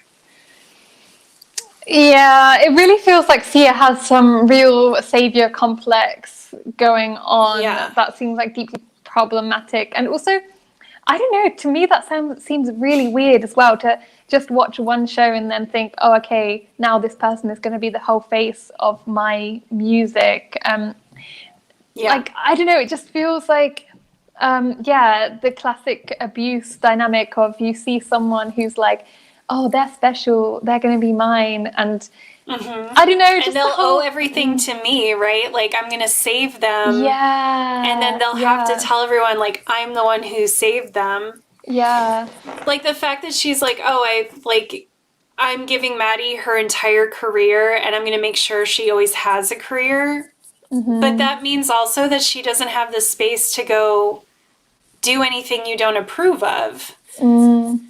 Right? Like you're setting up a dynamic where it's not safe for her to do anything else or to be able to like have her actual own career, because then she might lose that safety net. And that's really fucked up. Yeah, it would be more okay or like less weird if it were that there had been loads of different people that they'd been trying to choose between for who could play this role. But for it to be this kind of, oh, she saw her and then she had to claim her kind of thing, it feels really weird. It really reminds me of that Michael Jackson documentary from the two people that accused him of paedophilia, and the way in which they were groomed, and they were these dancers, and then they were taken under Michael's wing as their oh, like, you're special, you're going to come everywhere with me, because they used to sleep in the same bed as well. And then because they felt so beholden to him, like, because he was seen as this god, like by the media and everything. And then and they felt like they owed him so much because of what he gave them. So I don't know, it just seems like very dodgy to me. Very dodgy. I was like, all of my alarm bells are going off right now. Yeah, and I guess Sia has said as well that if Maddie didn't have such a good family, she would adopt her. And I'm like, why are you even thinking that way? That's weird. Like, she does have a family, and I don't know, like, it's just strange. Yeah, and it feels like, I don't know, I think there should be more boundaries in terms of work and boundaries in terms of like when it comes to kids in particular, but like, I don't know, trying to mesh. And probably because this person, I don't know, maybe Maddie isn't even doesn't even like Sia, but feels like she has to perform liking Sia and spending time with Sia and being in bed with Sia because it's what is expected of her. And she's like, oh, I have to perform this role in order to continue getting favors from Sia. And so how can Sia even know that what is coming from Maddie is authentic? Like, I think she should have the responsibility to put in place boundaries so that she can make sure she's not like forcing certain emotions out of Maddie. Exactly. Yeah, it's like, no matter how Maddie feels, like, she doesn't have any real autonomy in how she's responding. Yeah. And, I've experienced this in my life. Like, I honestly think this is part of what I'm going through with my therapist, is like, my former therapist, is that I think you can genuinely like someone and then get into an abusive dynamic with them, and that can get really confusing. Like, I think Maddie probably did or does like Sia, but now she's in a dynamic where she kind of doesn't have any choice but to like Sia. You know what I mean? Just like, like with Michael Jackson or anyone else. Like, I think they're, initially, you probably do really like that person and you really like the attention, but then at some point it goes wrong, it goes bad, and then you're stuck and you're probably very confused about it. You're probably for a very long time trying to make it still seem good. Because your little kid brain is like, I don't know how to process what's happening here. It's just so strange to me because it makes me wonder, is there something just inherent to anyone who gets really well known in their field or gets some sort of power that just inherently corrupts people, that our human psyche just can't deal with it? Because when even the most wholesome people, like Sia, to me, so much of her music spoke to me on a really visceral level because it seemed like she really did a lot of suffering and stuff that I really could relate to. And for someone like that even to get corrupted in that way, I'm like, I don't know, we're clearly doing something wrong here, because humans are not supposed to have this level of power, I think.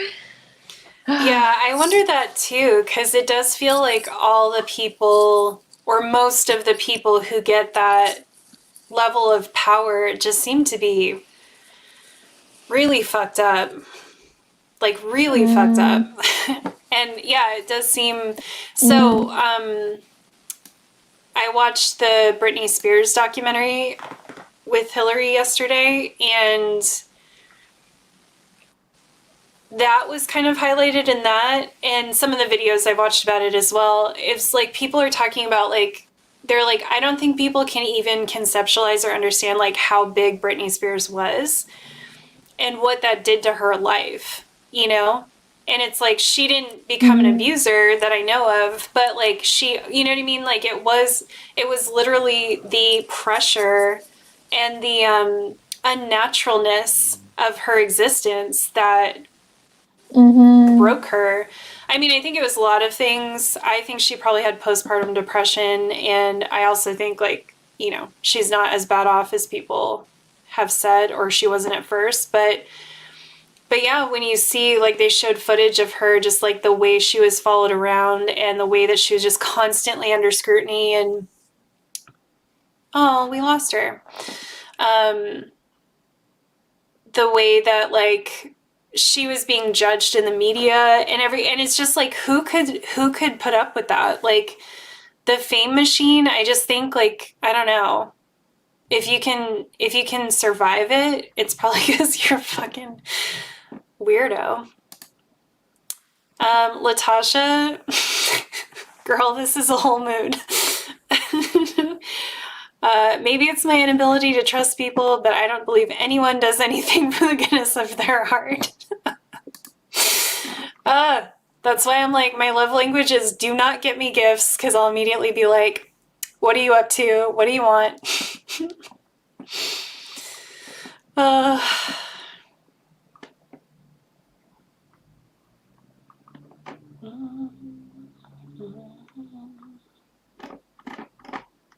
I hope Kathrin... Oh no, Kathrin ran out of battery. Well,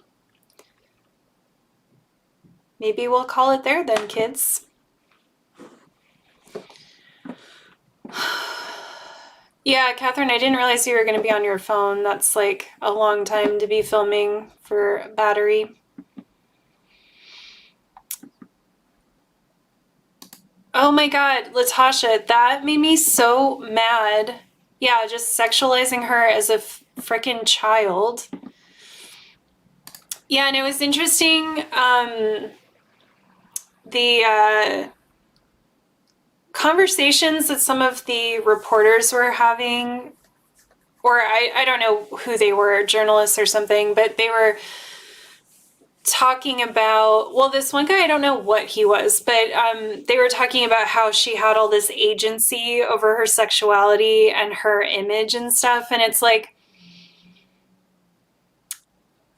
I just think it's more complicated than that. I don't want to take away her agency, because I do think she knew what she was doing, and I think she was very business savvy, and like, you know, sure, but she was also 15, and I just feel like, I don't know, there's some kind of, and I've also heard that there was stuff like supposedly she had a lot of input on the Baby One More Time video, so like a lot of the styling in that was her idea.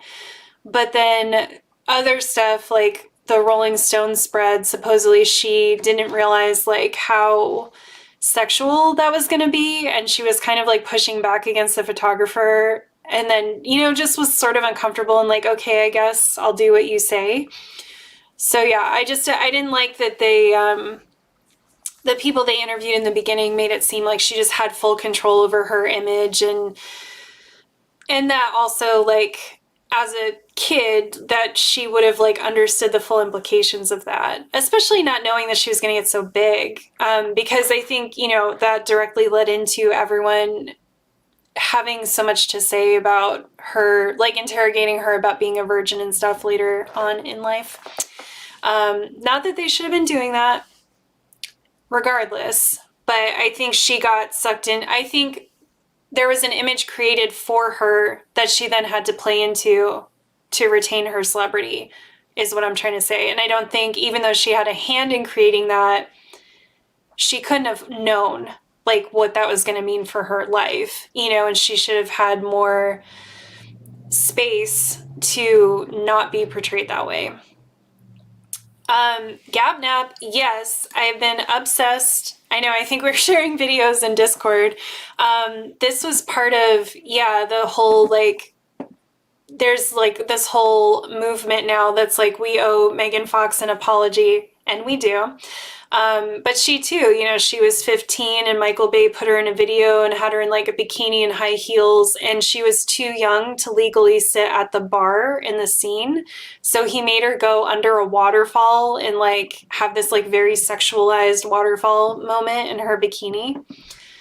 And it's like, and then she became, you know, and then she was in Transformers, and it just got hard coded that this is who she is and this is how we should treat her. And she decided to play that role to try to navigate stuff more easily, but she was never comfortable with it, and she really didn't want to be seen that way. Megan Fox, she is like the epitome of someone I used to be so jealous of. And now I'm just like, hey, girl. I'm like, you know, stuff with Machine Gun Kelly doesn't work out. I'm just saying. And I just think like seeing interviews of her, like when she gets interviewed about Jennifer's Body, and she was talking to the director of that movie, you know, you can just sense that, I don't know, she just seems like really interesting and introspective, and definitely much deeper than like the way that she was treated. And she was really brave. You know, she got a lot of shit for speaking out about it, and basically got like not canceled, but like blacklisted. Yeah, and it's just really disgusting how like this powerful man and the media had full control over the public's opinion of her. You know, and that's like the public's fault too, is like we shouldn't be so quick to jump to judgment of people. And, you know, it's easy to be judgy of someone like Megan Fox or Britney Spears because they're beautiful and they're rich, and, you know, like Megan Fox especially, she's like impossibly attractive. It's just like hard to even look at her. It's like, how do you even exist? Like, what happened there? You know, so it was like, it was easy for me to be like, oh yeah, she's a bitch, or she's slutty, or you know, whatever, my stupid little jealous self. And you know, of course, she's like a full human being like all of the rest of us, and she was treated really unfairly. Yeah, Danny, I don't know if you have Hulu, or I would be willing to do like a screening and watch it again. Because I think I'm going to do a video about Britney versus Christina, because I think some conversations I've been having recently have brought up some interesting thoughts that I have about the two. So if anyone wants to, I would host in Discord if you don't have access. But it's on, it's actually just one part in a series on Hulu, but it's called Framing Britney. The episode is called Framing Britney Spears. It's really interesting. And apparently they're going to come out with more because they didn't expect the documentary to blow up the way it did. So they said they have a ton more like information and footage and stuff that they had to cut out. So there's going to be like a part 2, and I can't wait. But yeah, as a disabled person, and as someone who's specifically like, you know, I've talked on here that I really have a lot of concern about becoming like my mother and becoming disabled in a way where like I'm not connected to reality and I can't care for myself. Like finding out about Britney Spears and the conservatorship and all of it is just particularly terrifying to me. And yay! Hey! Catherine's back! Sorry about that. Oh, no, it's okay. What was I going to say? Oh, and what came up for me while I was watching it was just this idea that even if someone is unable to care for themselves without help, I cannot for the life of me understand why we have normalized them having no say in their own care. Like the fact that we think it makes sense for someone to have all of their life decisions taken out of their hands and made by someone else, and that system won't be abused, is ridiculous to me. I have never met someone, no matter even my mother, you know, no matter what they're struggling with, who cannot have some kind of opinion and say into how they're treated and what their day-to-day life looks like and their treatment options. It is wild to me that we're just like, oh yeah, this person's just under someone's full control for the rest of their lives, and that makes sense to us. And especially Brittany, if you have a person who's out here like performing and giving interviews and doing all this stuff, but you're saying she can't make like basic decisions for herself, come on. So I think Brittany is a really interesting case study for the intersections of like ableism, misogyny, and classism. Because another video I watched was talking about how Brittany was, even though she got so huge and she's like maybe one of the biggest stars we've ever had, she also was always this like butt of a joke to people because she's so country. And I love that about her. I love that she's so country. But, you know, it started the second she had kids. People were like, oh, she's a bad mom because she was doing like real country stuff, you know, and she's kind of like dirty and, you know, whatever. She's not what people want from a celebrity. So anyway, that's all fascinating. So I saw some people say, yes, please, let's do a screening in Discord. So I will do that. I would love to do a screening of that as well. I haven't seen it, and I'm You really should come. fascinated. Yeah, that would be really fun. Yeah, I would like to watch it again. It was really interesting. It wasn't like super hard hitting, but it actually was like better because someone had said it was kind of janky, but I thought it was actually really well put together. I think it made a really clear case, and you know, it gave you a lot of good information. So, Comrade Brittany is something we all love to see. Yep. Or would love to see. Yeah, I agree. I have to think like and it really bothers me because there's so many people who are like, you know, I feel bad for her, but like there's definitely something wrong with her and she needs help. And it's like, but do you not, it's like at this point, we can't even know what's really her and what they're doing to her. And also, even if she is in that need of help, like, then get her help. Don't take over her life. There's a huge difference there. Yeah, I can't. That's what struck me, Molly. Molly's talking about like you deserve to see your children even if you can't take care of yourself. That was the biggest thing that I could not believe was like how she didn't just lose custody of her kids, she wasn't allowed to see them. And I'm like, when does that ever happen? Like where the mom, especially someone wealthy with resources, loses like the ability to even see her children. I'm like, there's had to be so much more at work here than just someone snapping. Oh, celebrity culture, man. What a trip. Yeah, and I think it just like pulls back the curtain as well that we all assume. Like I remember looking at Britney when I was young, and I was like aspiring to not to be her, but like wow, what an amazing life!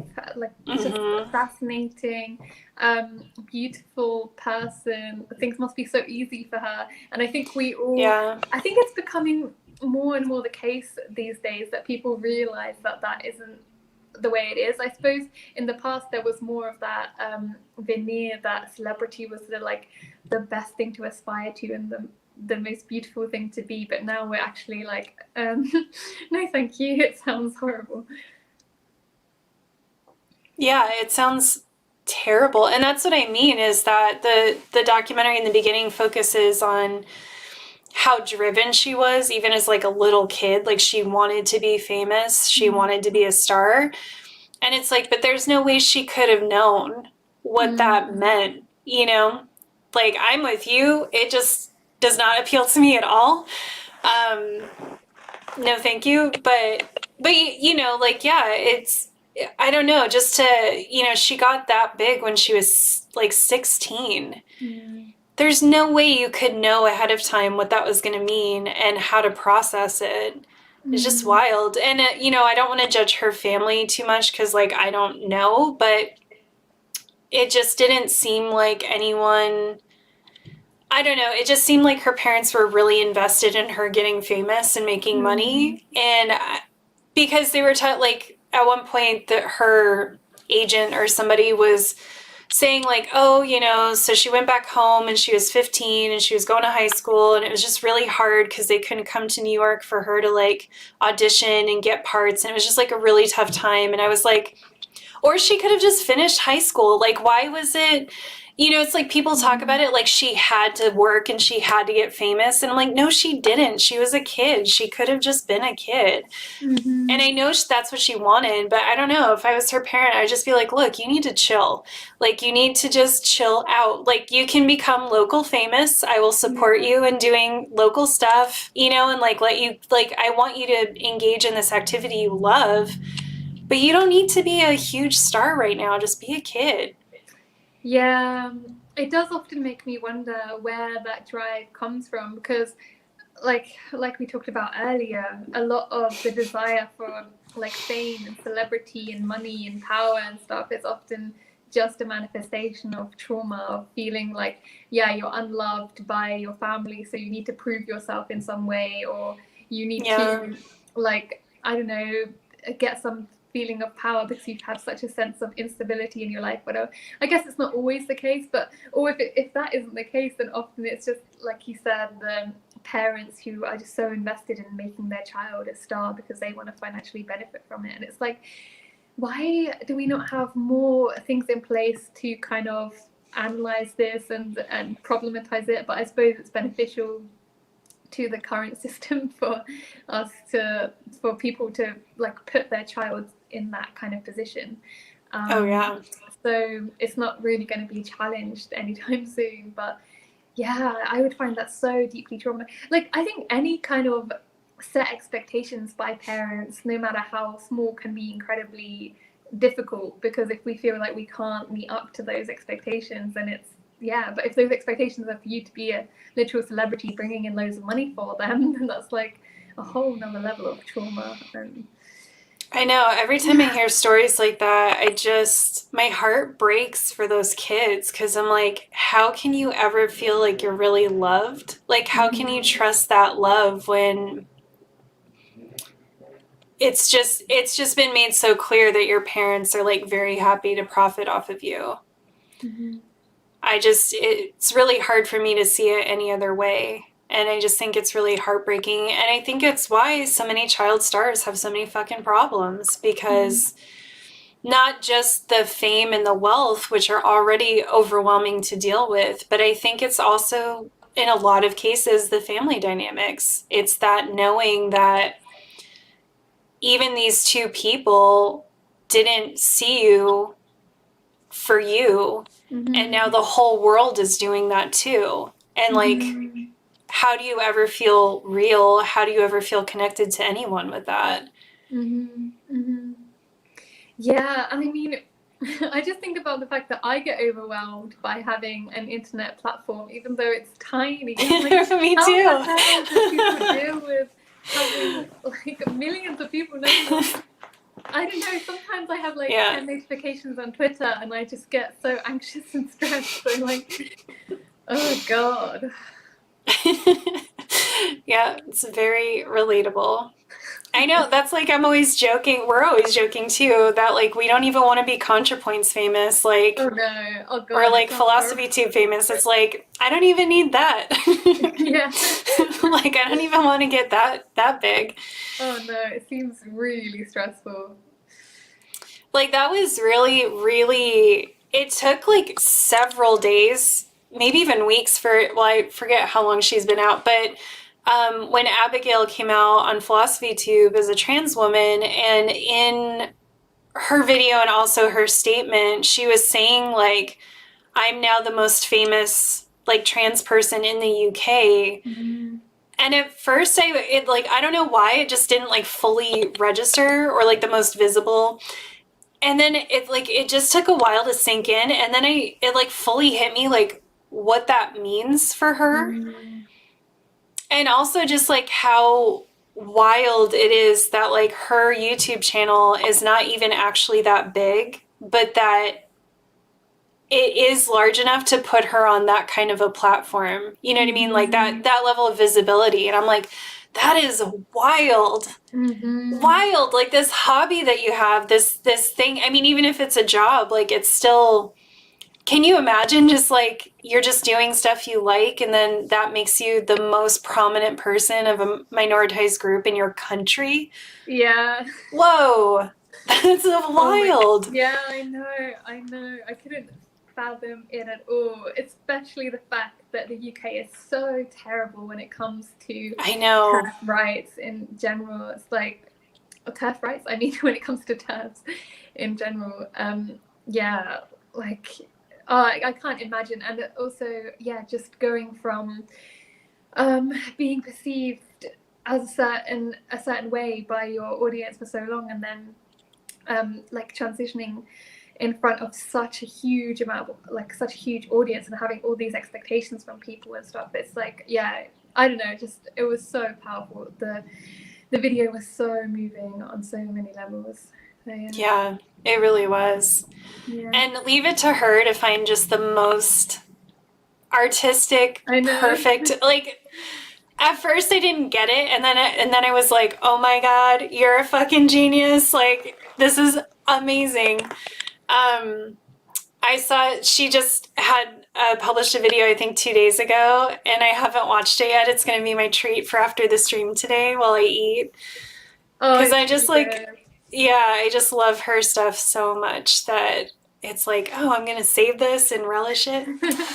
But anyway, yeah, just like how wild, because one of the videos I watched too about the whole Britney thing was talking about how social media has changed the landscape of celebrity culture. And they were talking about like it's hard, that's part of why it's hard for us to understand how big Britney was. Because we certainly have people as big, maybe even bigger nowadays, like Beyonce certainly is at that level, obviously. But Beyonce kind of came into power sort of in this transition phase where social media was taking over.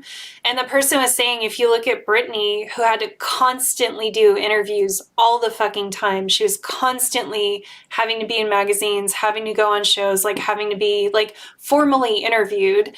And then you look at someone like Beyonce, who's a superstar and does not do any interviews.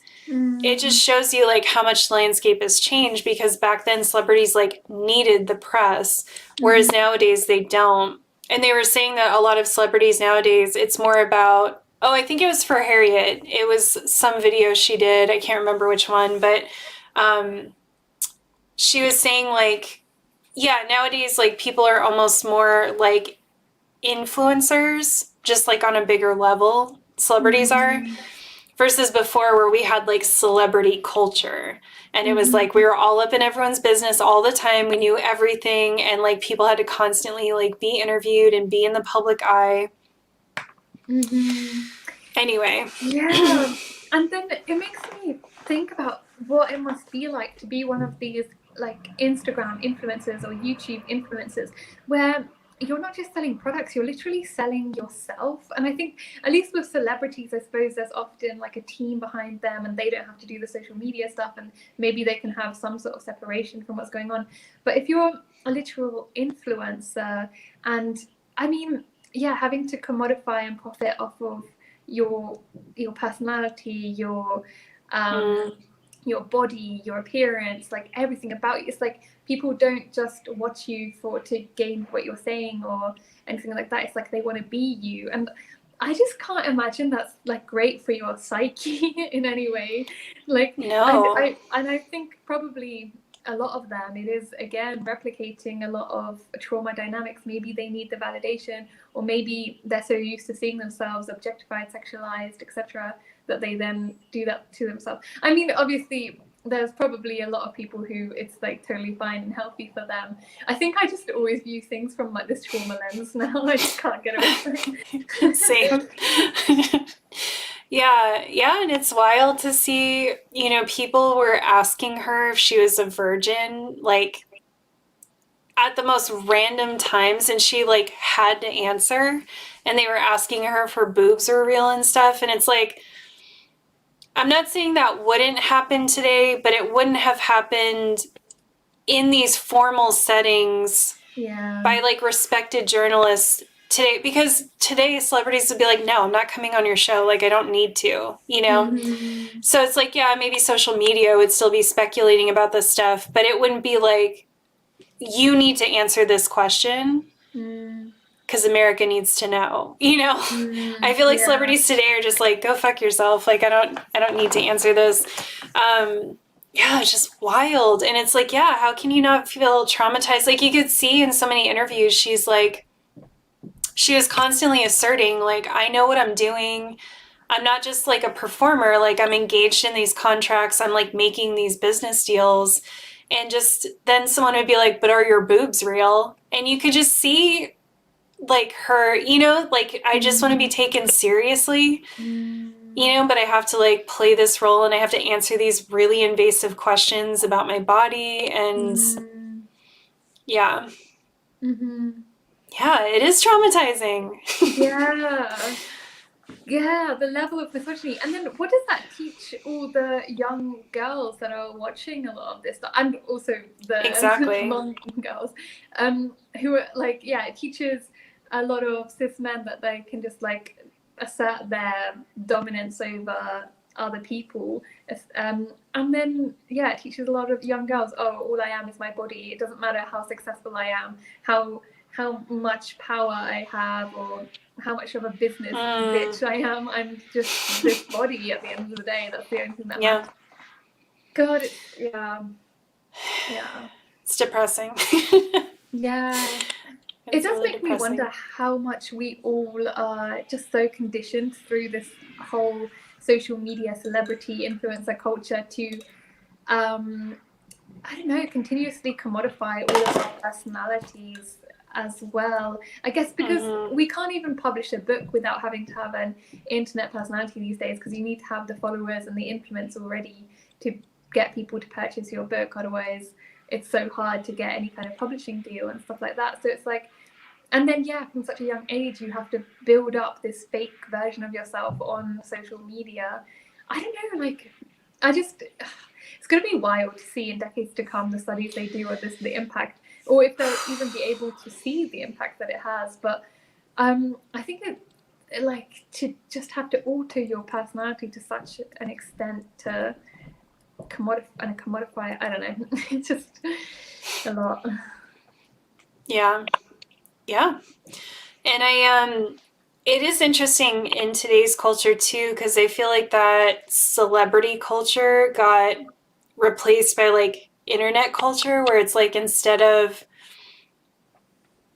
like the public opinion happening and then a reporter is going to ask you these questions, it's like these people can almost directly do that, right? Like that's something I've felt. And like when For Harriet came out with her video about getting canceled for having a housekeeper, I keep talking about this, but for me, it was just such a moment where she's like, I do not, like, just because I have a platform does not mean I owe every ridiculous person on the internet, like, a direct explanation or response for your ridiculous ideas about me. And it was like, that sums up the type of celebrity culture we have nowadays, where it's more direct, and it tends to be focused on people who are, you know, you have the like cancel parties will maybe target like bigger celebrities, but you have, because I've experienced this too, it's like because I have a smaller platform, people feel like it's okay to just directly demand things of me. You know, and I think that's what she was talking about, is like, just because I have a platform doesn't mean that I owe anyone anything. Like, I don't, random person on the internet, like, just because you have some opinion about me doesn't mean I have to stop what I'm doing and like discuss it with you directly. I just think it's like such a weird, like it's like shifted from something that we would watch to something we participate in. And I think it feeds into this whole unsafe vibe on the internet, right? Where everyone's kind of like waiting for something to be mad about, or waiting for something to make fun of, or whatever.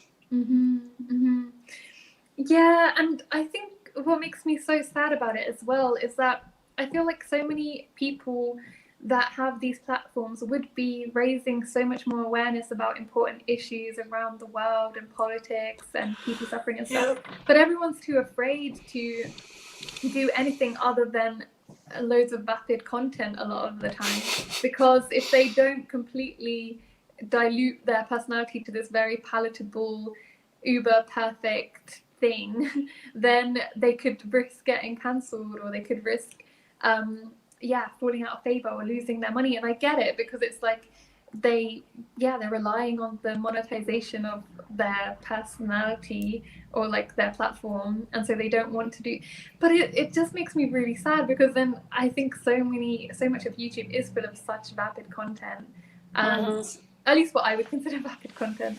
But I don't know, there's so many more, there would be so many more possibilities if we didn't all have this like constant fear of the punitive mob coming after us.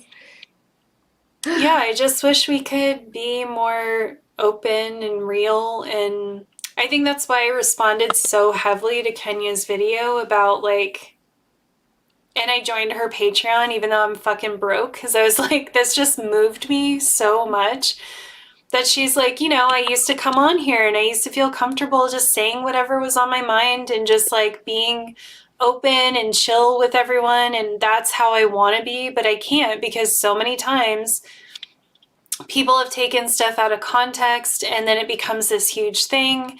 And she's like, it just gets so like far out of my control and it just becomes this whole thing that it never was in the first place. And she's like, I can't do it anymore. So like I have to come on and just, kind of keep myself in a certain pocket. And then that's why I have, on Patreon, I'm able to do that stuff over there, because like those are people who are paying to see my stuff. So they're probably people who are on board and not, not going to turn it into a whole thing. And I'm like, that's just, if that is in 2021, I don't know what the fuck is. Like, that really is the environment that we're in today. And that's why I've been doing so much like exploring to be like, how can I like be on the internet and have some kind of interaction with my audience, but also not be on like the internet. Like, I don't want to be like on the internet. Yeah. And it's just, it sucks, because like this all should be people connecting with other people. And that's it. It shouldn't feel scary. It shouldn't feel like it needs to be heavily policed or scripted or, Yeah, and I think it speaks to how traumatized so many people are, that they have to assert, I don't know, I guess loads of people feel so voiceless and feel so traumatized that the only way to express a lot of their emotion is on the internet by being violent or aggressive towards certain creators, because I guess they feel so disenfranchised other areas of their life, or they feel so unheard, unseen, that if you say something slightly out of line, it's like deeply impacts them. And I don't know, I guess it's just like a manifestation of a deeply traumatized society. And then all of it's like, because of my trauma, the slightest negative comment will stick with me, even if I get like hundreds of amazing comments. Yes. And that might also be part of our psychology, but I think it's also a kind of a trauma response. So yeah. Someone left a comment on Facebook on one of my videos, and it was like a compliment, but the first part of it, it's like, I can't stop thinking about it, and then like that'll happen so often. And I think it's easy. Like, I honestly don't know if the person meant it as an insult or not, but I just keep thinking, like, what do they mean by that? What do they mean by that? What do they mean by that? And it just keeps like bouncing around my head. And I don't think people realize like we're just people, And that's something I've tried so hard to do a lot of work around over the years, is talking to the audience about like, I'm a person, like there's this attitude that if you put stuff out on the internet, you should have thick skin and you should be able to take, like, even if someone's being really mean to you, it's like, well, you're on the internet, what do you expect? Like, you should, that's part of what you're signing up for. And it's like, no, I reject that. I don't agree with that.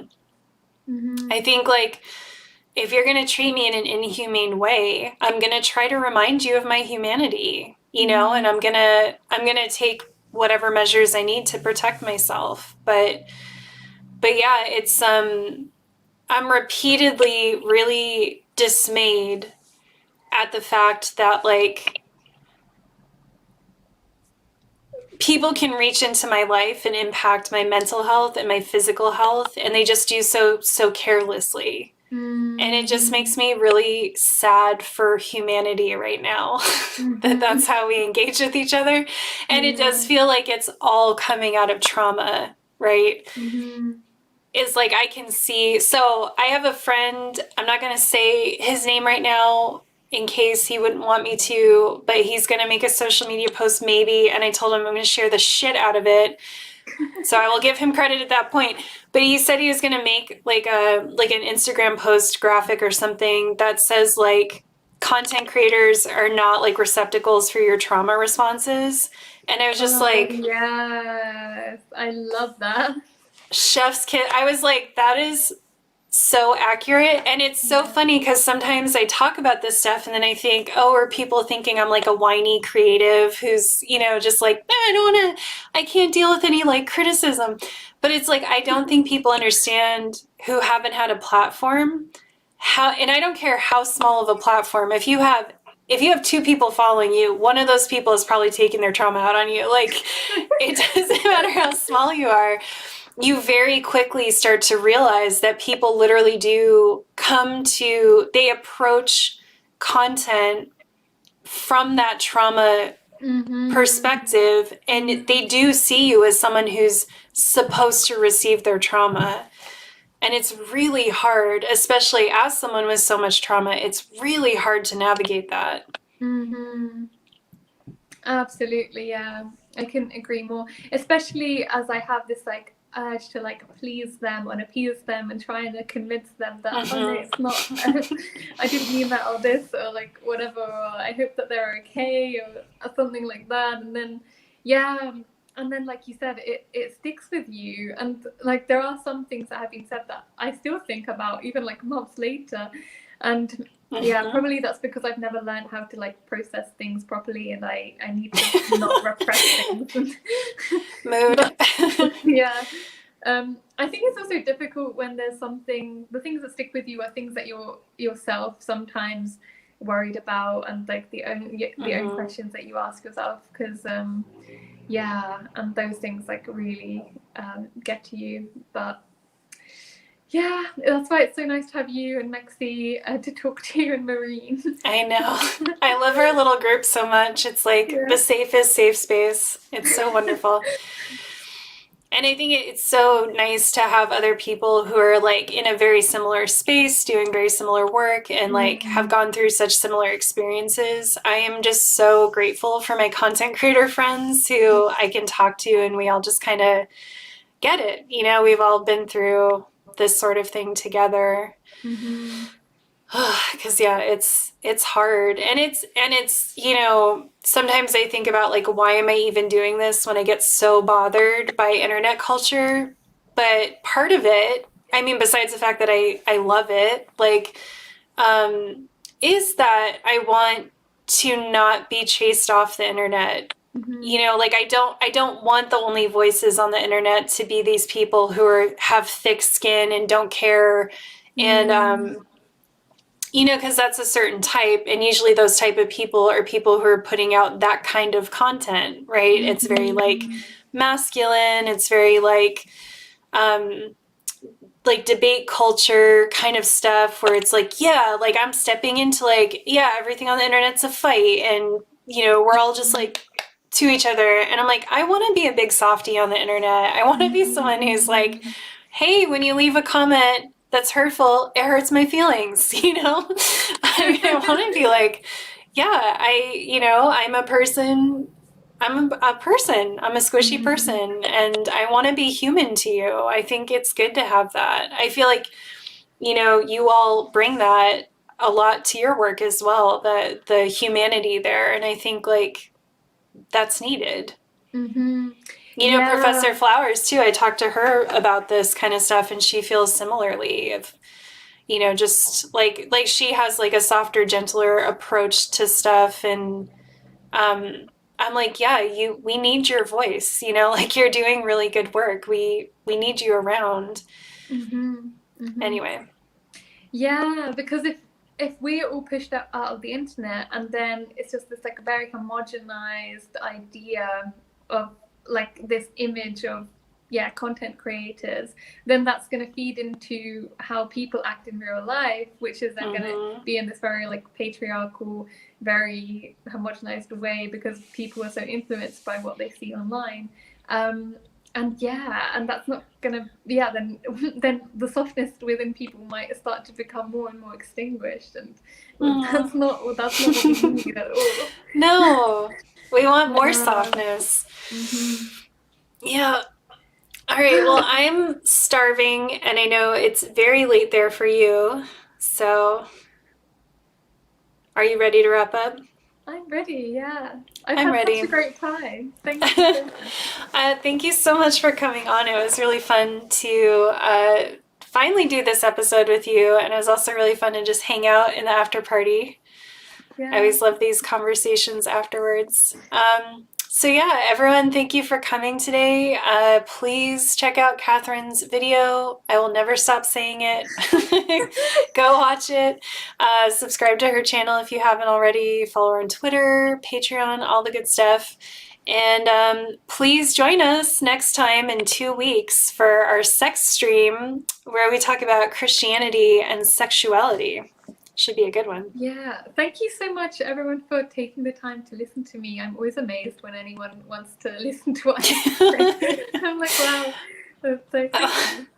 You're like such an interesting person, and so it's so funny because I always want to like shake you and be like, Kathrin, you're so interesting, because you're like, so I never know what word to say because I hate saying humble because humble has been so like glorified. You know what I mean? But you have such like a humble quality, like a modest quality about you, and I'm like, girl, you're a fucking lion. Yeah, and that's why I'm so proud of your video too, because I feel like your power in your softness really came through in that video. I feel like it's just like the epitome of like what makes you so special is just like your strength in your softness, in your empathy, in your thoughtfulness. So proud of you, girl. Oh, that's so nice. Thank you so much. I just want to give you a hug now. I know. I hope we can hug someday. That would be nice. All right, kiddos. Well, we'll see you next time. Bye-bye. Bye.